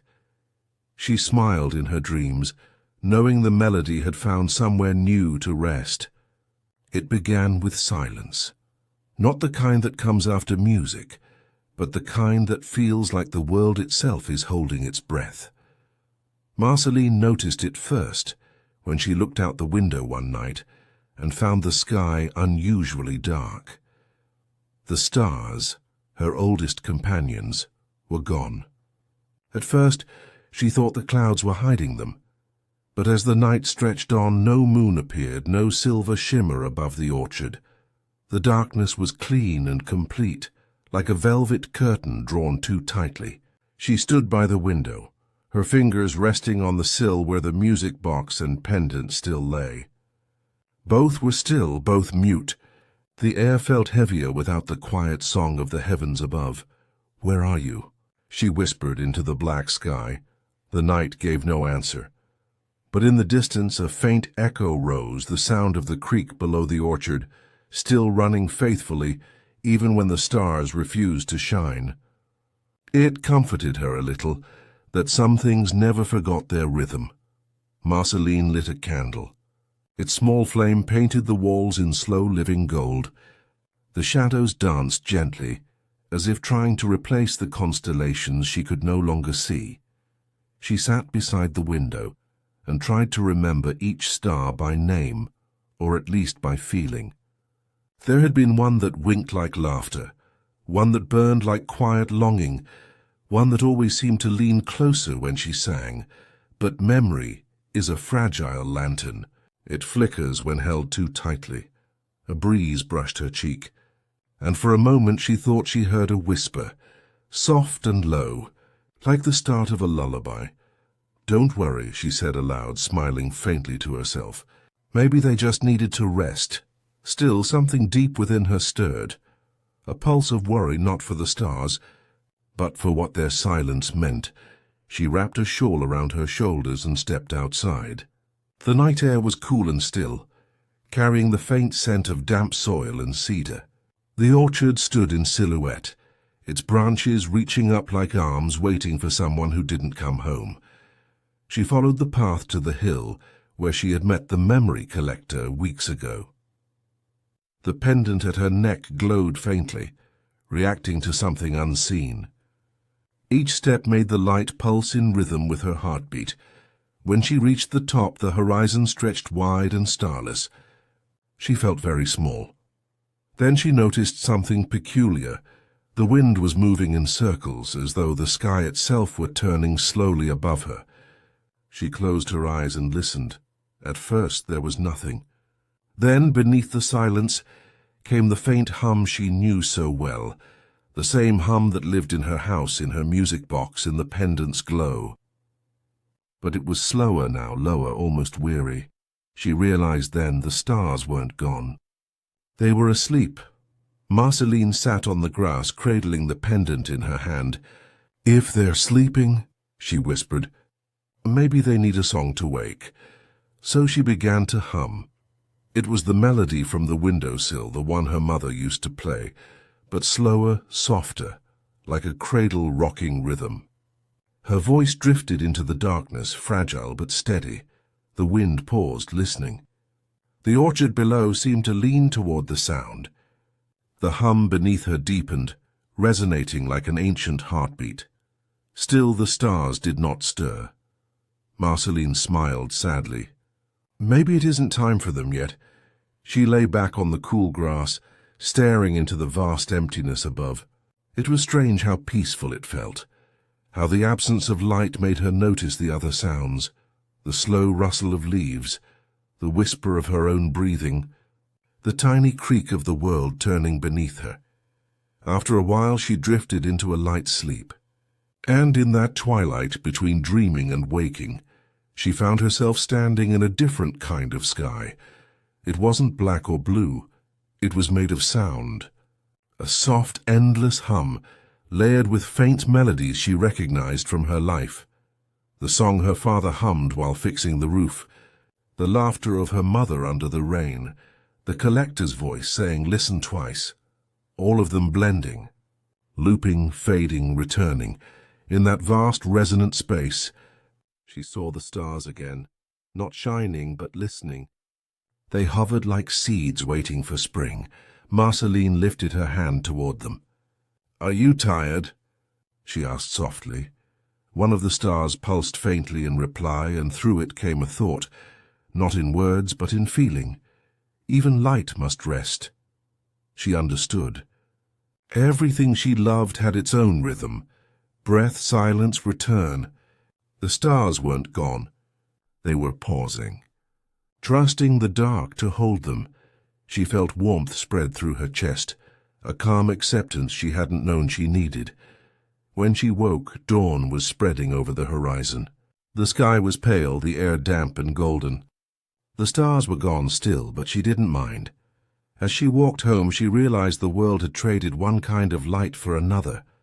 The dew glowed like tiny fallen stars on each blade of grass. Her reflection in a puddle shimmered with soft morning fire. At her window the music box had wound itself again. The ballerina turned once, just once, and then stopped with her arms open as if embracing the sunrise. Marceline smiled. "You woke up before they did," she whispered. She poured herself a cup of tea, watching the steam curl into the shape of constellations that no longer frightened her. Some nights, she thought, were meant for sleeping, even for the heavens, and some mornings, quiet, unassuming, were proof that even without stars, the world still knew how to glow. That evening, before closing her eyes, she placed her hand on the window pane and said softly, "Rest well, my bright ones. I'll keep the hum for you until you wake." And with that, she drifted into dreams where the sky was soft, and the stars breathed like children in sleep, safe, patient, and waiting for her song. The world had grown hushed again by the time Marceline reached the river. It was the kind of hush that made every sound sacred, the whisper of grass bending under her feet, the soft lapping of water against the shore, the faint rustle of her shawl brushing her arms. The stars still hadn't returned. Night had become a blue-black ocean stretching endlessly above, deep and patient. Yet there was a new kind of light tonight, small, trembling, and near the earth, lanterns, dozens of them. They floated down the river like drifting souls, their golden hearts pulsing gently as they followed the current. Someone upstream must have sent them, though Marceline saw no one there. The lanterns moved silently, as if they carried their own quiet intention. She stood at the bank for a long time, watching their reflections ripple across the water. The lanterns reminded her of stars that had simply come closer, tired of glowing alone in the high dark. For the first time in many nights, she didn't feel the absence of the heavens. She felt surrounded instead, by light that moved slow enough to keep her company. She knelt by the shore. The water was cold against her fingertips, but it was a friendly cold, the kind that wakes you gently instead of shocking you. One lantern drifted close, nudged by the current until it brushed against her hand. She caught it carefully. The paper was soft and damp, its edges curling like old parchment. Inside it, a small candle burned steadily despite the wind. There were words written on its side, almost washed away. She leaned close, trying to read them. "For what we remember and for what we forget," her breath caught. It was the same looping script that had appeared once before. The collectors. Marceline smiled faintly. "You still wonder, don't you?" she murmured. She let the lantern go. It drifted away, joining its companions in the current. The sight filled her chest with a warmth she hadn't known she'd been missing. She sat by the river's edge and watched the procession. Time lost meaning in their glow. Each lantern seemed to carry a story, a whisper, a small fragment of love sent downriver to find its way into someone's dream. And as she watched, she began to hear them. Not with her ears, something deeper. A murmur beneath the surface, like a chorus sung from another life. Each light had a voice, laughter, lullabies, goodbyes, apologies, thank yous. All the words people were too tired or too late to say. The melody was soft but clear. It braided through her thoughts like silk. She remembered sitting by this same river as a child, skipping stones with her father. He had told her the water remembered everything it touched. "That's why it never stops moving," he'd said. "It carries the stories too heavy for the ground." Back then she hadn't understood. Now she did. She stood letting the wind lift her hair and whispered to the current, "Do you remember me too?" The water shimmered faintly as though answering yes. Marceline turned back toward her house. The window glowed softly in the distance, waiting like a faithful lantern of its own. But before she could leave, something caught her eye. A single lantern had become caught on a cluster of reeds, struggling to free itself. She waded in up to her knees, her skirt heavy with river light. The current tugged gently at her, but she was steady. She reached the trapped lantern and freed it, smoothing the paper where it had crumpled. Inside, the candle flickered weakly. She cupped her hands around it to shield it from the wind. It flared once more and steadied. That's when she noticed another line written beneath the first, almost invisible in the wet paper. For Marceline, who still listens. Her heart stilled. The collector had sent this one for her. The candle's flame trembled, reflected in her eyes. For a moment, she felt the soft hum again, the one that lived in her walls. Her pendant, the very air around her. "Thank you," she whispered, not sure if she spoke to him, the river, or the stars that still dreamed above. She set the lantern back into the water and watched it drift away, glowing brighter as it joined the others. Together they formed a slow-moving constellation across the surface of the world. When she finally returned home, she left her window open. The river's faint music followed her all the way to her room. She made herself a cup of warm milk and sat by the sill, feeling the night breathe in and out. Her reflection in the glass looked softer than usual, lit by the ghosts of distant flames. On her desk lay the music box, still silent since the stars had gone to sleep. She reached out and wound it once.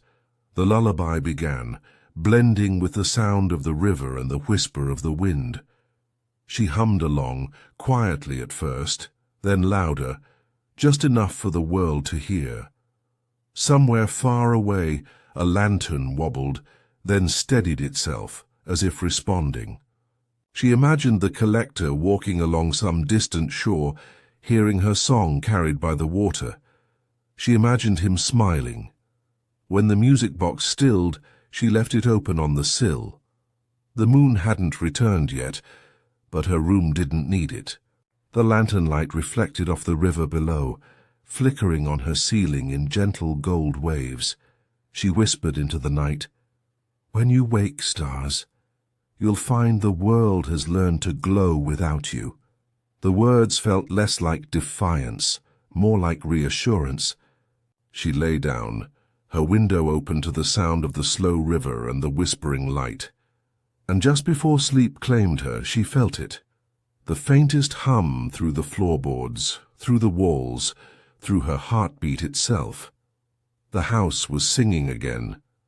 But this time it wasn't just her house. It was the river, the wind, the unlit sky, the lanterns themselves. Every gentle thing had found its voice. Marceline smiled into her pillow. "There you are," she whispered, and somewhere far downstream, a single lantern brightened, carrying her whisper into the long dark until even the stars, still half asleep, could hear it. The morning after the lanterns drifted past, the house felt heavier than usual. Not dark, but full. Every room seemed to hum with a slow, unseen energy. The air carried the faint scent of river mist and warm wood. Marceline sat at her window, again the same one where she had left her music box open through the night. The soft melody had long faded, but its echo lingered, not in the air but somewhere deeper in her ribs, in the quiet thud of her heart. Her eyes followed the faint trail of light on the river below. The lanterns had long gone, swallowed by the distance. But she imagined them still floating, finding their way into new dreams, carrying little pieces of her world downstream. Then from behind her came the smallest creak. She turned. There, by the doorway, stood a tall shadow, faint, pale, but unmistakable. "Dad?" she whispered. The shadow didn't move at first. Then slowly it stepped forward, revealing a familiar outline. Tall coat, gentle stoop, the same hands that once held her small head when she was frightened of thunder. He looked like a memory, not quite solid, not quite gone. His edges shimmered like candle smoke. Marceline rose to her feet. "You came back." He smiled softly, the kind of smile that always carried more apology than words ever could. "Only for a little while," he said. His voice was low, distant, like the sound of wind over old strings. I thought you were gone, she said. Completely. He shook his head. Not gone, just farther than usual. He looked toward the open window. You called, didn't you? She hesitated. I don't think I meant to. You did, he said. Every song you hum, every word you whisper to the water. You've been calling since the day I left. Marceline felt her throat tighten. You could have answered sooner. A faint laugh, like leaves brushing against each other. I wanted to. But you had to learn to listen first. You can't hear the river if you're still waiting for the thunder. She didn't quite understand, but something in her heart softened. He stepped closer. The air around him rippled faintly with warmth. Not heat, but the feeling of a hand once familiar, returning. You've done well, he said. You've kept the house alive. I tried. Her voice cracked. I thought maybe if I kept everything still, you'd come back. His eyes, deep, steady, shadowed with centuries of light and dark, met hers. Things don't return because we keep still, my girl. They return because we keep moving. She blinked hard. You sound like the collector. A small smile. He learned that from me. For a long moment, neither spoke. The hum in the walls grew stronger, softer at once, like the sound of an old lullaby reawakening after a long silence. Then quietly he said, Do you remember the last night before I left? She nodded. You told me stories about the first stars. I told you that stars are only memories with light still attached. I didn't believe you. He chuckled. You never did like metaphors. She smiled barely. I do now. Good. He looked toward the window again. Because you're about to see one. Outside, the horizon was still dim, the faintest blue of dawn rising behind the trees. But through the last strands of fog, a shimmer began, small, distant, pulsing. Marceline stepped forward, breath catching. A single star blinked awake, then another, then two more. Within moments the sky began to breathe again, hundreds. Then thousands of faint lights reappearing, slow as the first notes of a lullaby. The stars had woken. Her father watched quietly. They've been listening too, Marceline whispered. They came back. He nodded. They never left, just dimmed, so you could remember what light means. Her eyes welled, but she smiled. You sound like you practiced that. I did. For a very long time she turned toward him. His outline seemed even fainter now, like light slipping through a glass of water. Are you leaving again? Yes, he said simply, but you'll see me in the hum of the walls, in the flicker of a candle, in the echo of every song you play. We don't end, Marceline, we change shape. She reached out, her fingers brushing through the shimmer where his arm should have been. It felt like touching a sigh. Will it hurt again? She asked. He shook his head. Only when you forget that it's love that made it hurt in the first place. She closed her eyes, holding on to the sound of his voice. The hum deepened, now clearly a chord resonating through the beams, the floor, the river beyond. It was the same tone that had carried through her dreams for months. Now she knew whose it was. Her father stepped backward toward the fading dawn. It's time, he said. Marceline swallowed hard. Can I sing you goodbye? His smile was small, shining. That's the only way it should be. She went to her music box, still resting on the sill, and opened it fully. The melody began again, faint, familiar, the lullaby her father used to hum when she was small. She joined it, her voice unsteady at first, then smooth. The note of her song spread through the air like silk ribbon. The light in the room turned, golden, reflecting off the wood and her father's fading form. He closed his eyes, listening. "That's my girl," he whispered, and then he was gone. The hum faded too, but not into silence, into something lighter, folded within the walls, the floor, the very rhythm of the house. Marceline stood for a long time, staring at the empty space where he'd been. Then she smiled through the tears that wouldn't stop falling. "Goodbye, Dad." She stepped outside. The air was cool, the river still glimmering faintly under the stars' return. Above, the night had become whole again, not brighter, but balanced.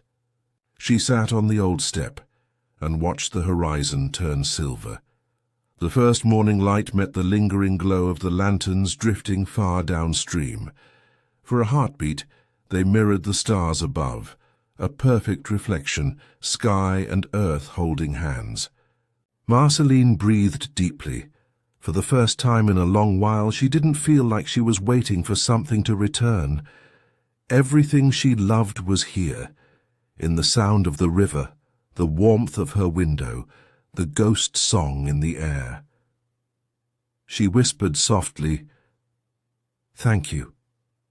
A soft wind stirred the reeds, carrying her words away.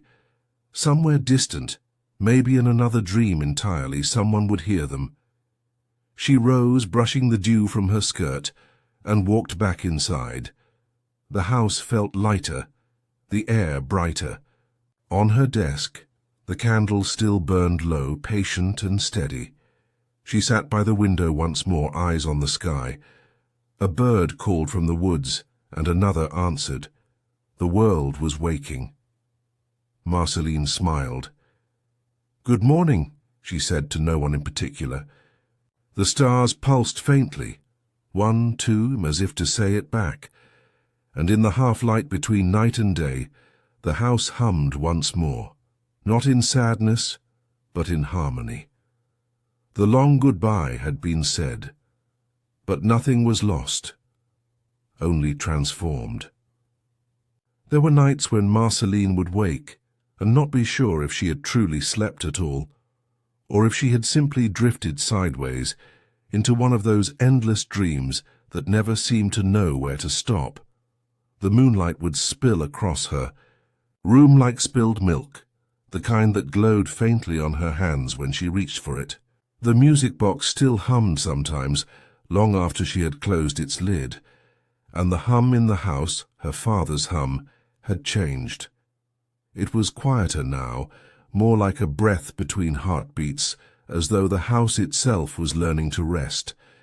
Marceline would sit up, listen and whisper into the stillness, "Are you still there?" The walls didn't answer, but something in her chest did. A slow warmth, an invisible pulse that wasn't hers alone. She had begun to understand that dreams weren't escapes. They were places that remembered her when she forgot herself. That week, she started keeping a small journal by the window.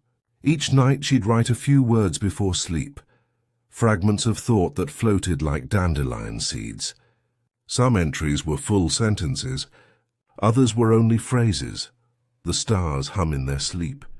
The river carries lullabies when no one is looking. "I think I am becoming lighter."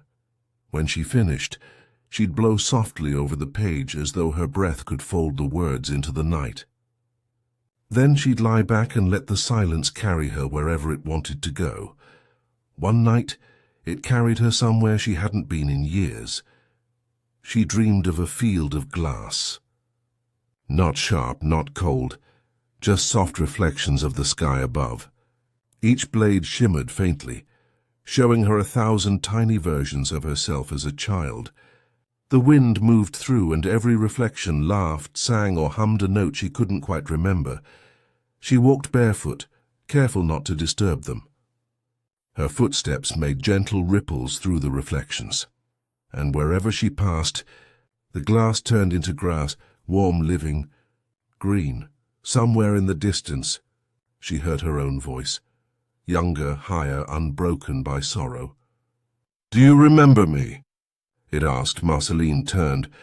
The child version of herself stood at the edge of a small pond, holding a lantern that glowed like honey.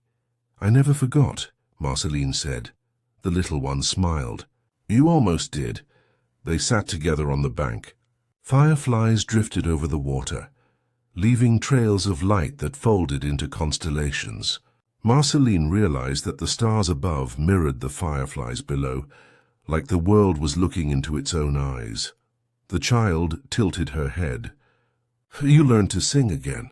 Marceline nodded. "It took a while. Did it hurt?" "Yes," she said quietly. "But it was a kind pain, the kind that means you're alive." The child thought about that, tracing a finger along the edge of the pond. "When I used to dream," she said, "I thought they were stories waiting to end. But now I think they're songs that forgot where to stop." Marceline smiled. "Maybe that's what we are too, songs that forgot their ending." They both laughed softly. Then the child asked, "Will you remember me when you wake up?" "I'll try," Marceline said. "But you'll have to help me." The girl nodded and held out the lantern. "Then take this. It remembers even when you don't." When Marceline reached out to take it, her reflection in the pond flickered, not as one person, but as hundreds. Every version of her that ever dreamed, sang, cried, or loved appeared in shimmering motion. Some smiled, some wept, some simply looked at her with quiet understanding. She realized then that dreams didn't belong to sleep. They belonged to time, the softest, most patient keeper of them all. The child's voice faded. "Don't try to wake up. Just drift. Let the story keep you." And so she did. When Marceline opened her eyes again, it was morning. The room was filled with pale light, the kind that never shouted. On her nightstand sat her journal, open to a page she didn't remember writing. In faint ink, she had scrawled, "Dreams that never learn to end are the ones that remember us best." Beneath it was a small drawing of a lantern.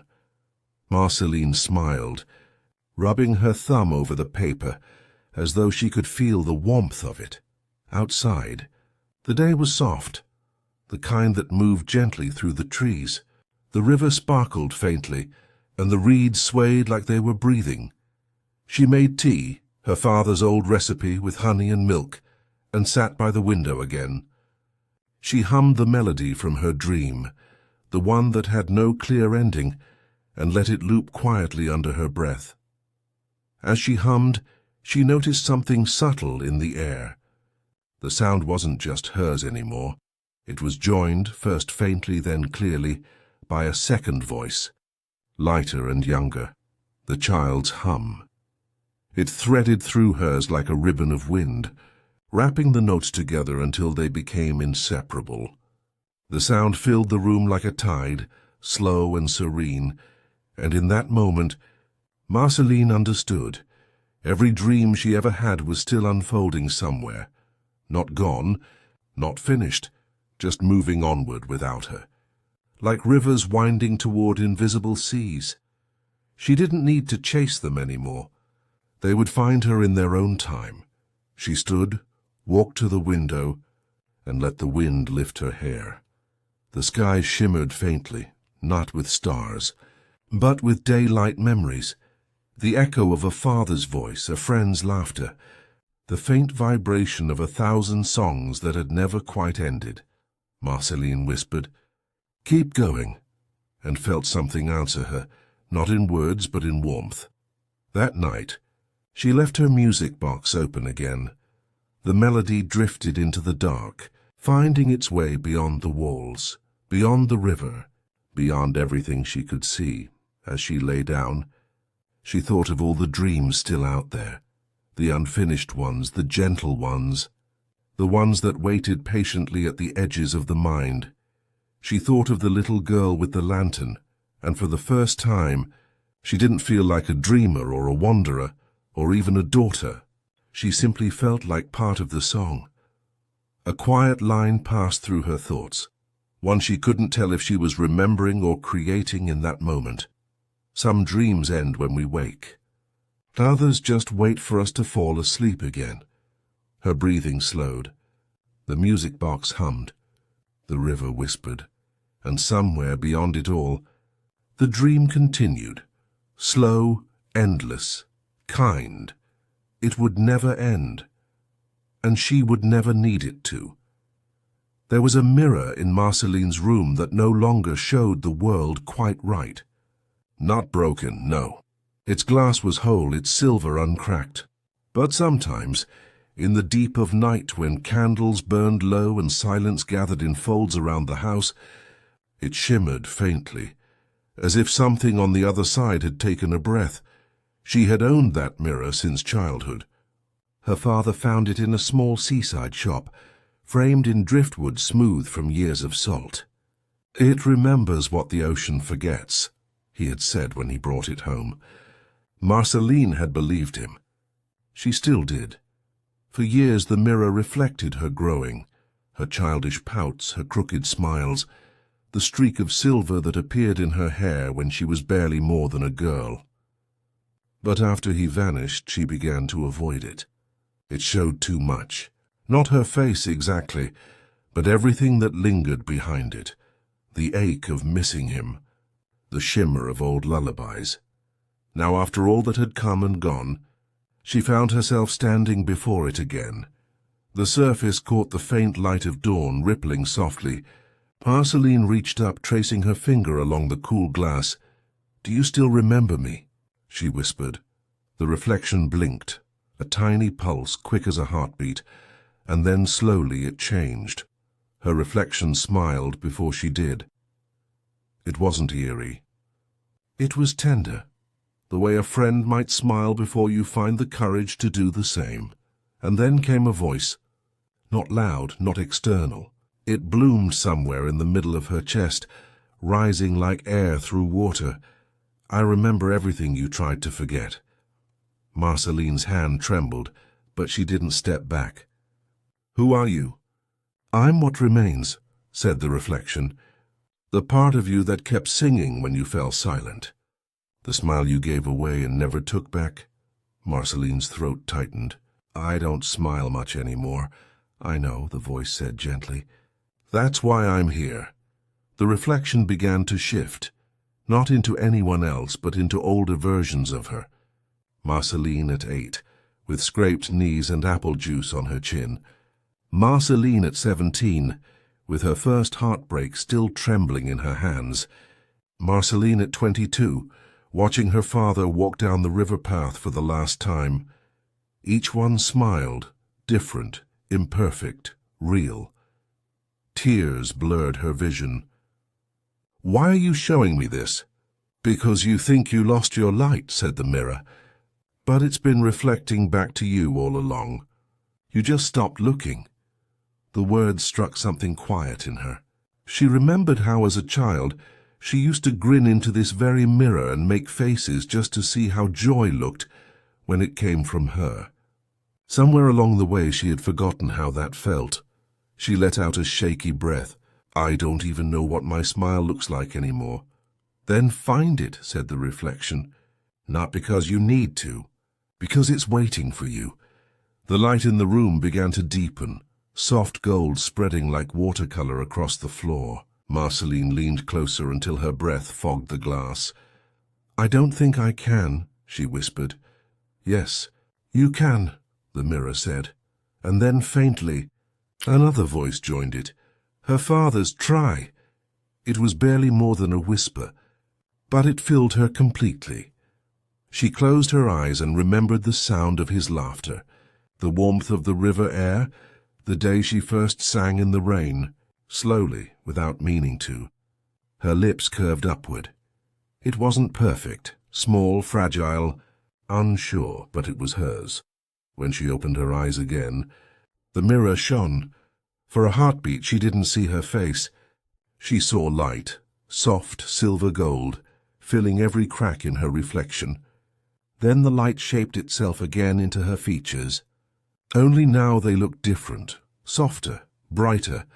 Her reflection smiled, and this time it moved with her. No delay, no ghosting, no hesitation. The two were one again. Marceline laughed, a quiet sound, disbelieving, beautiful in its simplicity, and as if in response the mirror shimmered and changed again, showing her not just herself, but fragments of memory. Her mother's voice humming lullabies while brushing her hair, her father's hands building that wooden frame, the laughter of friends long gone, the moment she first saw the lanterns rise. Each scene unfolded like petals, one into another, until the glass became an entire life remembered at once. She realized then that the mirror had never truly been a mirror. It was a keeper of faces, of moments of light. She spoke softly as though to a friend. "Thank you," the light pulsed in reply. "We only reflect what you give," it said. She placed her palm flat against the glass, feeling warmth beneath the coolness. For a second she imagined she could step through, into the room on the other side where all her forgotten selves waited, still laughing, still singing, still smiling. But she didn't move. Not yet. She had learned that not every door was meant to be crossed. Some only needed to be acknowledged. The hum of the house deepened. The air shimmered with the same quiet resonance she'd heard the night her father returned. It was as if every memory in the walls leaned forward, listening. Marceline whispered, "I think I understand now." "What do you understand?" The reflection asked. "That nothing really leaves. It just changes reflection." The mirror smiled wider, proud. "Then you finally learned how to see." That night she left a candle burning before the mirror. Its flame flickered softly, painting golden ripples on the glass. The light didn't stop at the surface. It passed through, spilling faintly into the mirrored world beyond. Marceline sat on her bed and watched the glow until her eyes grew heavy. The mirror shimmered faintly, showing her reflection sleeping peacefully, bathed in the candle's light. For the first time in years, she felt entirely at ease with her own image, and as she drifted toward sleep, she thought she saw something inside the glass, her younger self curled beside the candlelight, smiling in her dreams. Morning came quietly. When Marceline woke, the candle had burned low, leaving only a pool of wax and the faint smell of honey smoke. She looked to the mirror. The glass was clear, ordinary again, but on its surface, faint as frost, a single sentence shimmered in silver script: "Smiles never die. They only wait to be remembered." She reached out, touched the words, and felt warmth beneath her fingers. Not heat, just the gentle pulse of recognition. Marceline smiled again, the kind of smile that came from somewhere far below the heart. Then, turning toward the window, she whispered into the morning, "Thank you for keeping me." Outside, the wind carried her words away, scattering them across the fields, the trees, the river. Somewhere her father's hum joined the breeze, soft as ever. The mirror caught a final glint of sunlight and flashed once, as if winking back at her, and for a moment, a small, miraculous moment, Marceline saw herself reflected not as she was, but as she had always been, whole, luminous, smiling. For many nights after the mirror's whisper faded, the world seemed to hum a little louder, not in noise but in presence, like everything around Marceline was remembering how to breathe again. The house had stopped creaking with loneliness. The river had found its voice again, low and velvet smooth beneath the bridge. And even the stars, those old faithful watchers, blinked brighter each dusk, as though something ancient had stirred in them. Marceline woke one morning to a silence so deep it felt alive. She stepped outside barefoot, the grass cool with dew. The horizon shimmered silver, still wet from dawn. And in the distance, the mountains, vast and blue-gray, always patient, always silent, looked different. They seemed awake, not alive in the way people are alive, but awake in the way a long-sleeping song is when someone hums its first note again. Marceline rubbed her eyes. The light over the peaks shifted, rippling like strings being plucked. For a heartbeat she thought she imagined it, but then she heard it, a tone low and deep rolling through the valley like a heartbeat stretched across the land. The mountains were singing, not words, not melody, something older, something between sound and silence. Marceline stepped forward, breath held. The vibration passed through her chest, into her ribs, into her bones. She could feel it more than hear it, like the echo of thunder that never came. The air shimmered faintly, bending with the resonance. Leaves trembled, water rippled, and the birds that perched in the tall cypress trees paused as if to listen. It was not frightening. It was holy, and somehow, impossibly, it felt familiar, like the hum her father once carried through the house, or the soft note her music box played when she opened it at night. The same key, the same heartbeat. She walked toward the sound, through fields washed in morning light. Her bare feet brushed past the grass, each step sending small ripples through the dew like footsteps across a mirror. With every mile the song grew clearer. The mountains were no longer just stone. They were memory made solid, ancient dreams turned to earth. As she neared their base, she felt the song pulse beneath her palms when she touched the rock. "Warm, rhythmic, alive, hello," she whispered. The mountain's tone deepened in reply, almost shy. She smiled. "I've heard your voice before, haven't I?" The sound that followed wasn't speech, but something she understood anyway. A vibration inside her that shaped itself into meaning. "We've always been singing. You just finally learned to listen." Marceline's eyes filled. "Was it you who kept me company when I felt alone?" "Yes, and the river and the stars and the hum in your father's walls. We are all the same song." Her heart beat slow, heavy, grateful. "And what am I?" The mountain seemed to breathe before it answered. "You are the echo that taught us to begin again." For a long time she stood there, her hand pressed to the warm stone, eyes closed, letting the sound wash through her. She could feel centuries vibrating, the weight of storms and silence, the memory of every voice ever whispered to these slopes.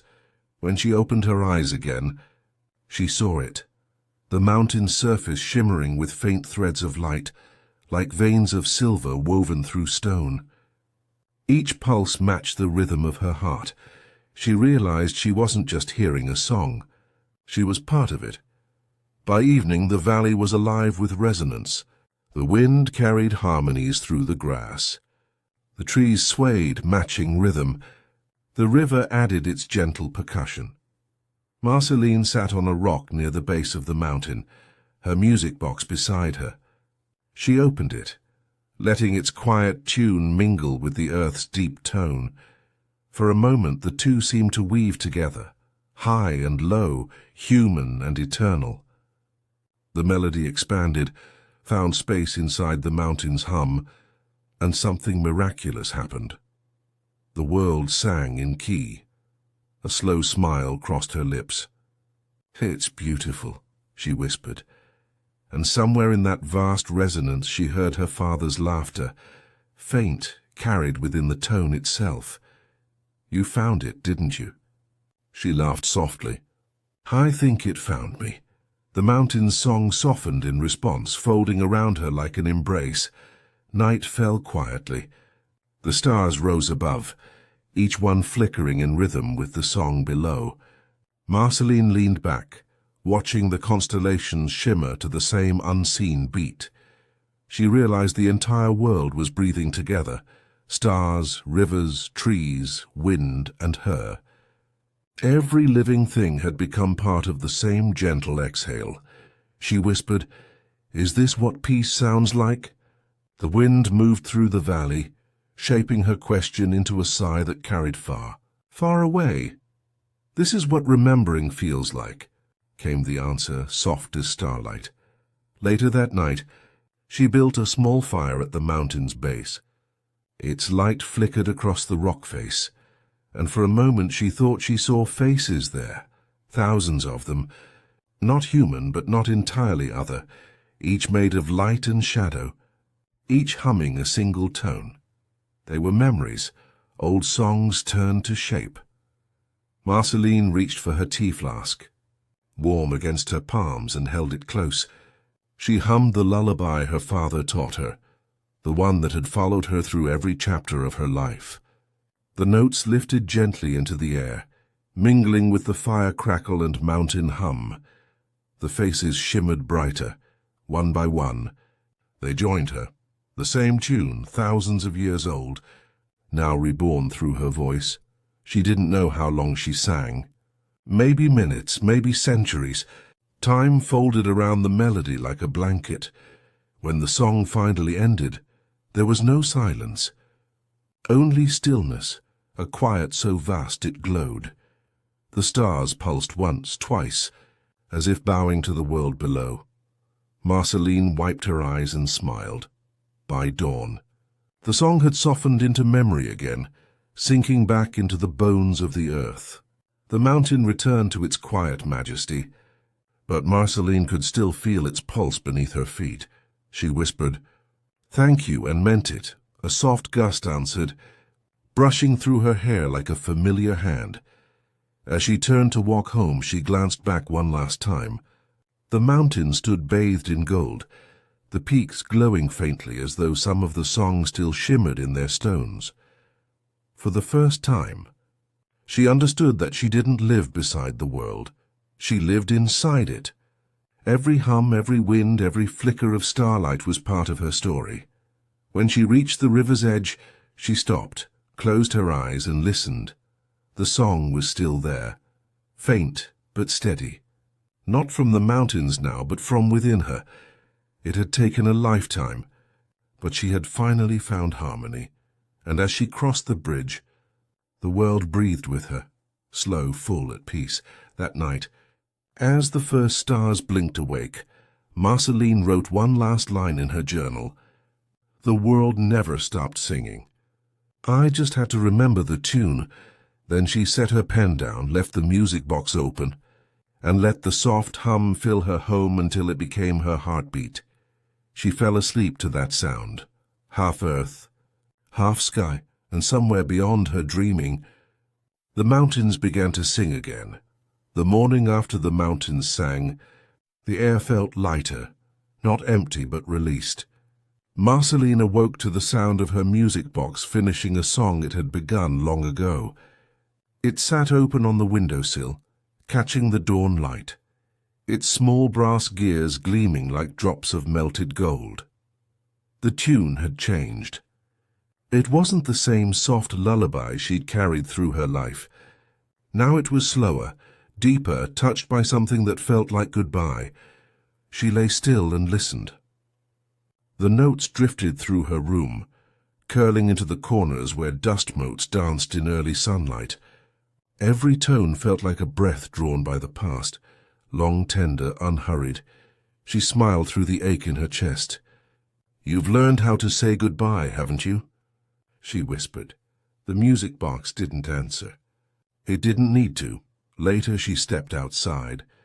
The world shimmered with quiet life, the kind of stillness that hums after a long rain. The river was glass. The trees glowed faintly under the sun's first yawn. She walked barefoot to the apple tree that had once whispered her name in the wind. It was older now, its bark rougher, its branches wider, but at its roots the same forgotten apple lay half-buried, its skin wrinkled and sweet-smelling. She sat beside it. The earth hummed faintly beneath her hand, a vibration she now knew by heart. It was the same resonance that had lived inside every chapter of her life. She closed her eyes and whispered, "Thank you for keeping my memories safe." The wind stirred, carrying a faint melody, the sound of summers that had long gone quiet. All through that day, Marceline wandered her world one last time, not out of sadness, but out of reverence, the kind one feels when walking through a gallery of familiar ghosts.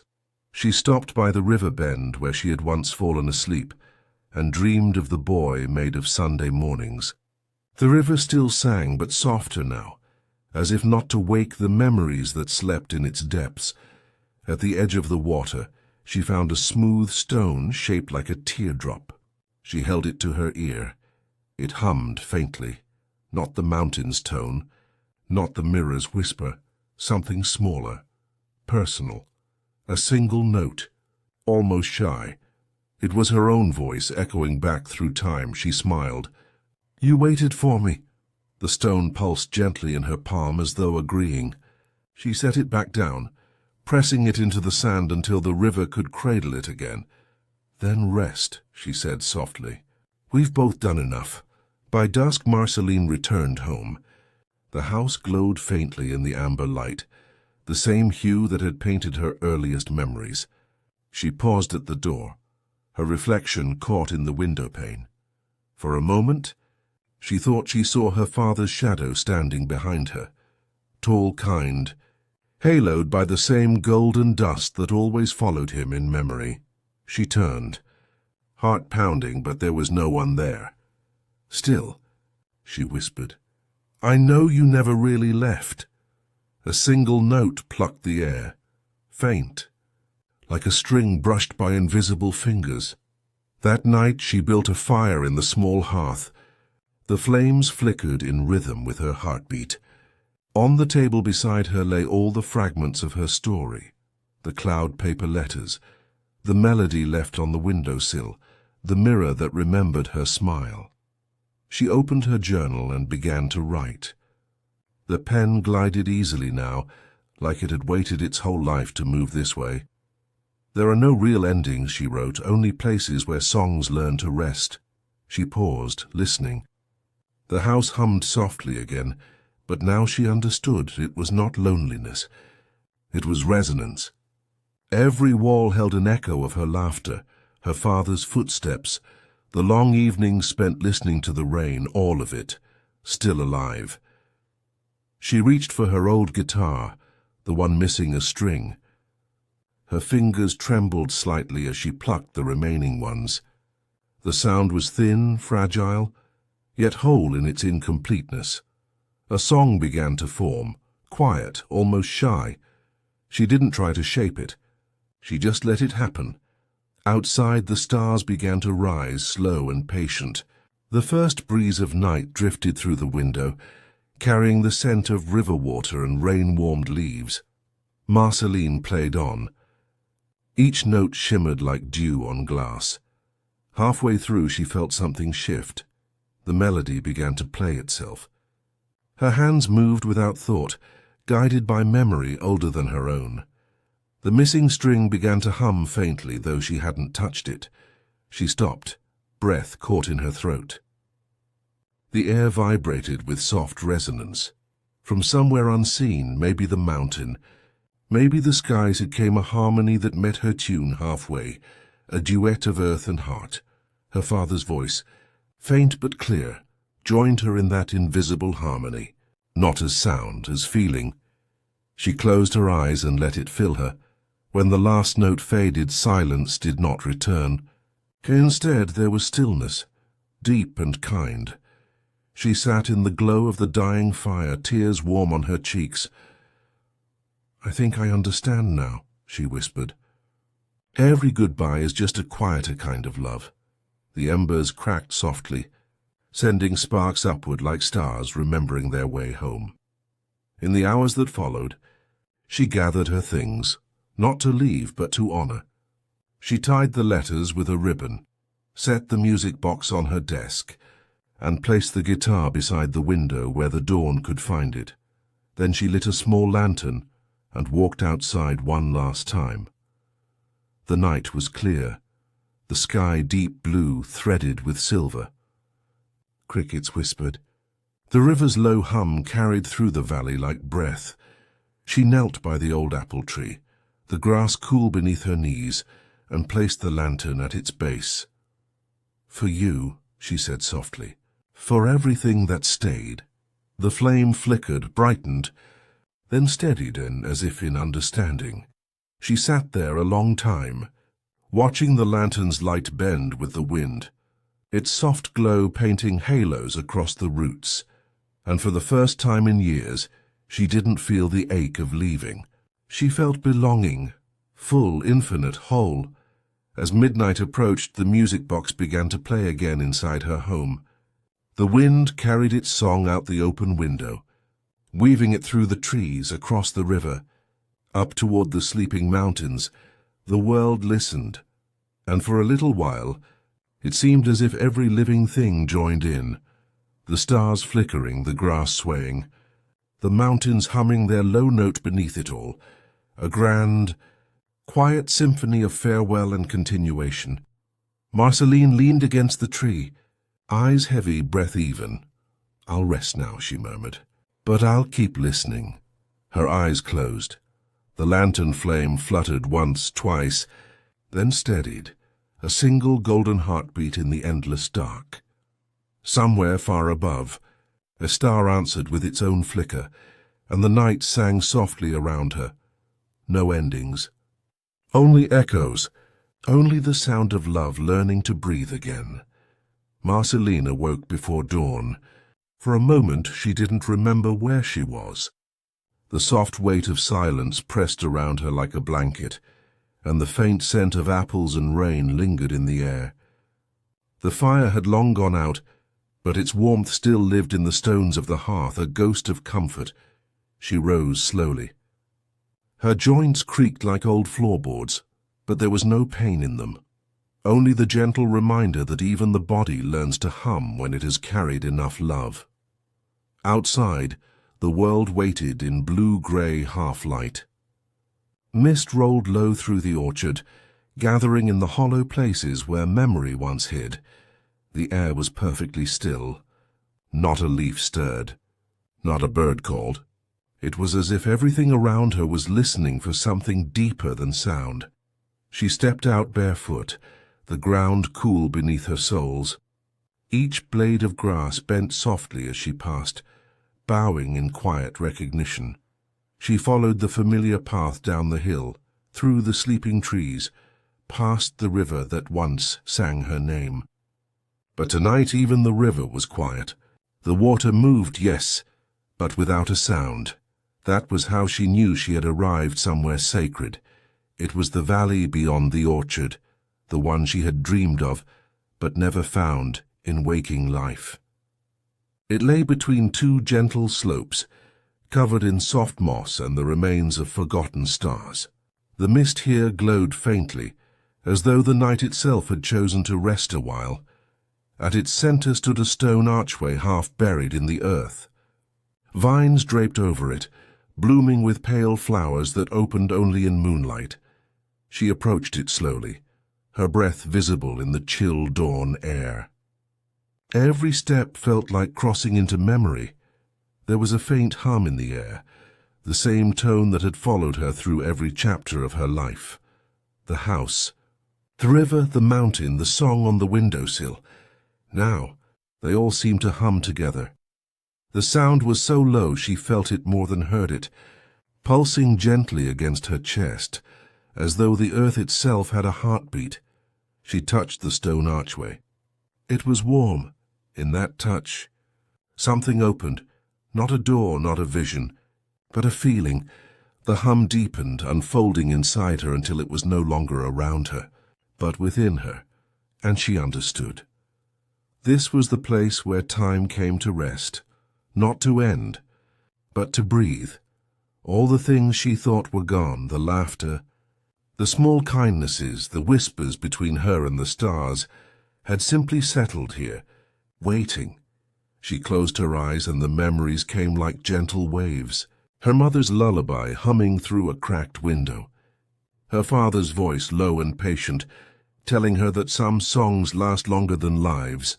The collector's faint smile as he handed her the pendant, saying, "Everything hums when it's loved enough." Each one brushed past her, like a soft wind through tall grass. None of them hurt anymore. They simply were. She sank to her knees. The moss was cool and fragrant beneath her palms. "I remember," she whispered. "All of it." The mist thickened, glowing faintly gold, and for a moment she thought she saw shapes moving within it, people she had known, faces she had loved. They weren't ghosts. They were echoes. fragments of warmth caught in the folds of time. Her father stood closest, smiling in that same gentle, knowing way. He didn't speak, but his eyes said everything. She smiled back.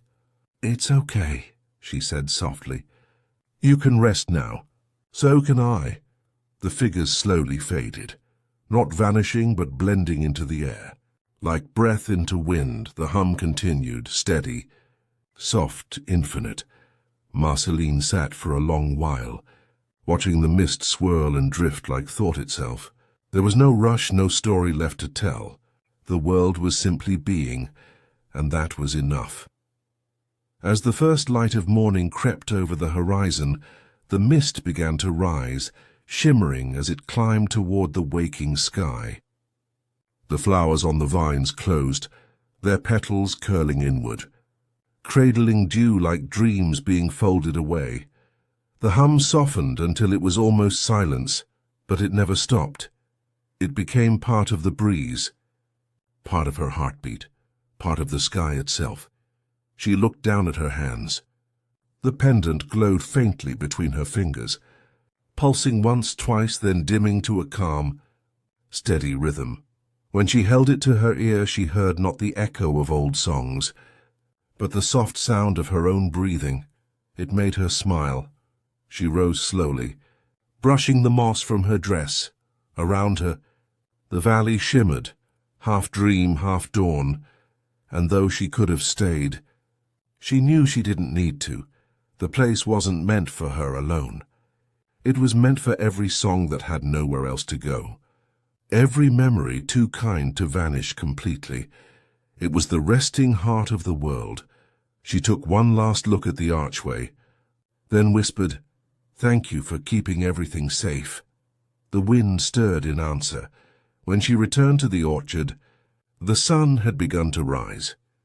Golden light spilled over the horizon, painting the trees in soft fire. The river had found its voice again, whispering faintly against the stones. She walked through the dew, each step leaving a small, glimmering print that faded behind her. By the time she reached the house, the window was open. The music box had wound itself, playing the same gentle tune that had followed her since childhood. But now, the melody had no beginning or end. It looped like a circle, a breathing thing. She set her hand on the sill and listened. "I think I've found it," she said softly. "The place where time fell asleep." Her voice trembled with warmth. The house gave a low, contented hum. She smiled, eyes closing. And for the first time in a long while she let herself rest, completely, without holding on to anything. In her dream, she saw the valley again. Only now the mist had turned to stars, and they floated in slow spirals, like lanterns on invisible water. At the center of it all was the same archway, but now it glowed from within, lit by the hum of every life that had ever loved, lost or remembered. She walked through it, barefoot, light as breath, and as she passed beneath the arch, she heard her mother's voice, soft and certain. "Nothing truly ends, sweetheart. Some things just learn to rest." Marceline's heart filled with quiet wonder. She looked up at the stars, which blinked gently as if answering her gaze. Then she whispered back, "I'll rest too."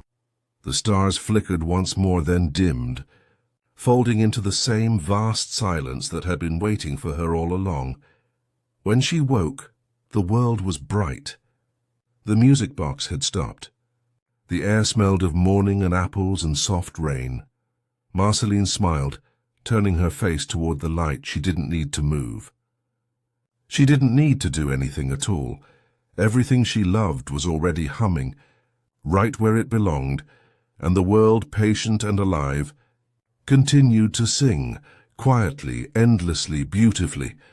Night arrived like a slow heartbeat.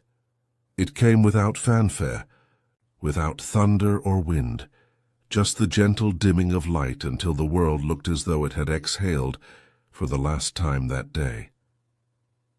Marceline sat on the small wooden step outside her door, the music box resting beside her. The air was cool, carrying the faint scent of apples and damp moss. Above, the first stars trembled awake, not in sharp brilliance, but in a soft, drowsy glow, as if they too had learned to fall asleep while shining. For a long time she didn't move. She simply listened. The river hummed far away, slow and deep. The trees whispered.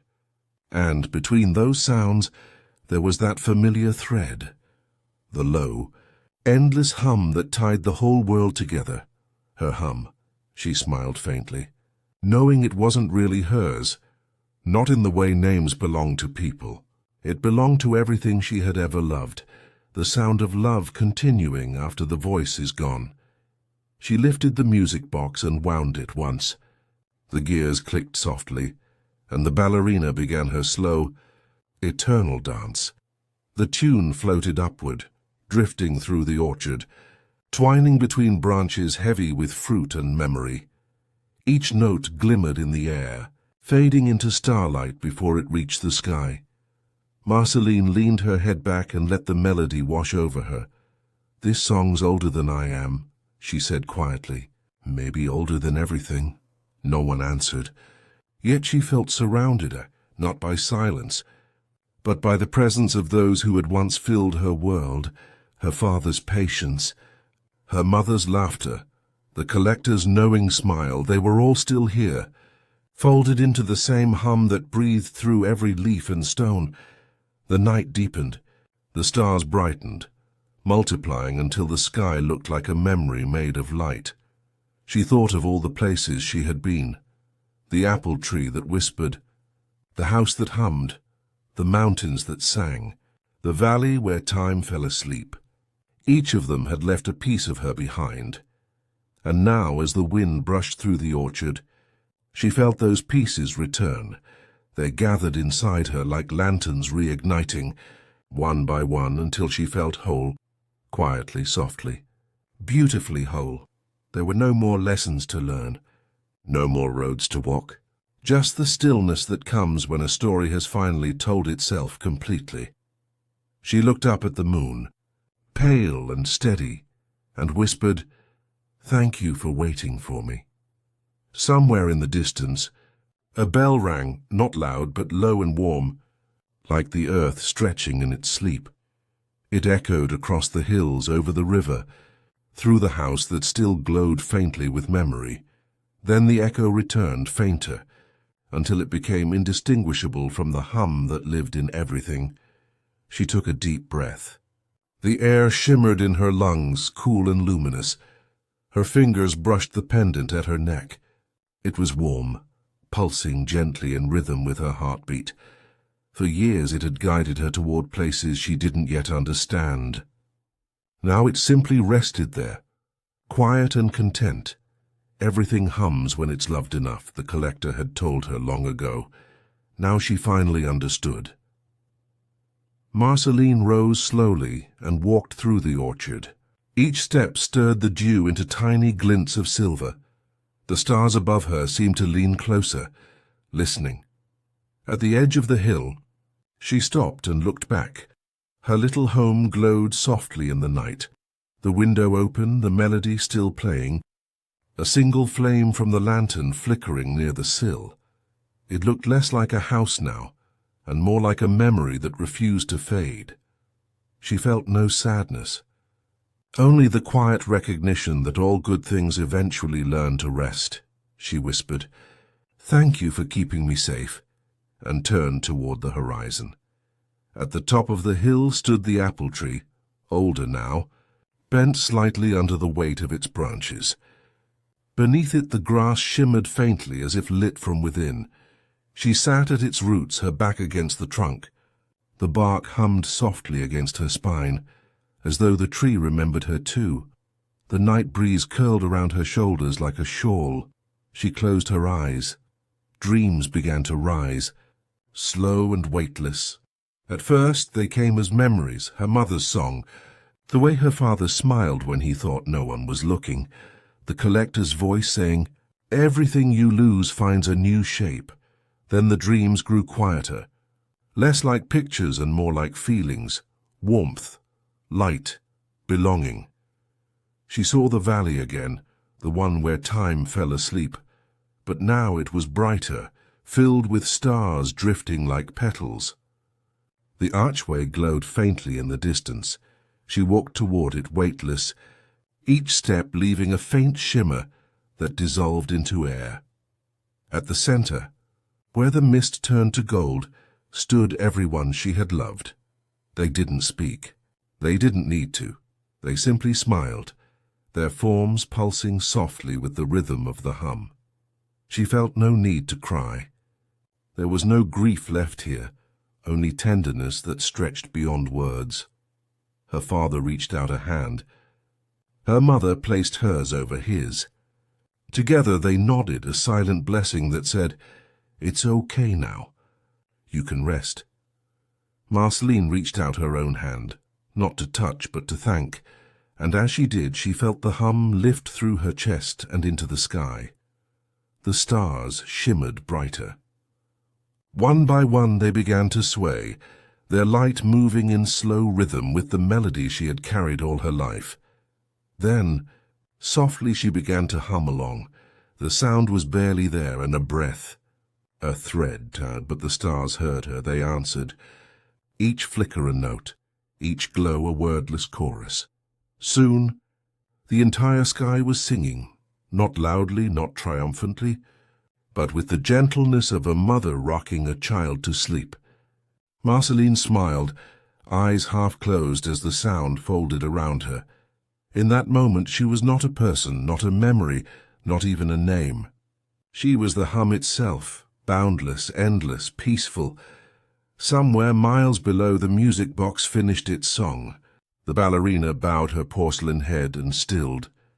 The lantern flame fluttered once and went out, but the hum, her hum, continued, soft as breath, stretching across the orchard, over the hills, through the clouds, and into the waiting dark. If you listened closely enough, you could still hear it, in the sigh of the wind, in the hush before dawn, in the echo of your own heartbeat. The stars above settled into stillness once more, and in that vast, shimmering quiet, a single voice, warm, familiar, endless, whispered through the universe, "Thank you for spending this time with me. Sleep well. Everything's going to be okay, my friend."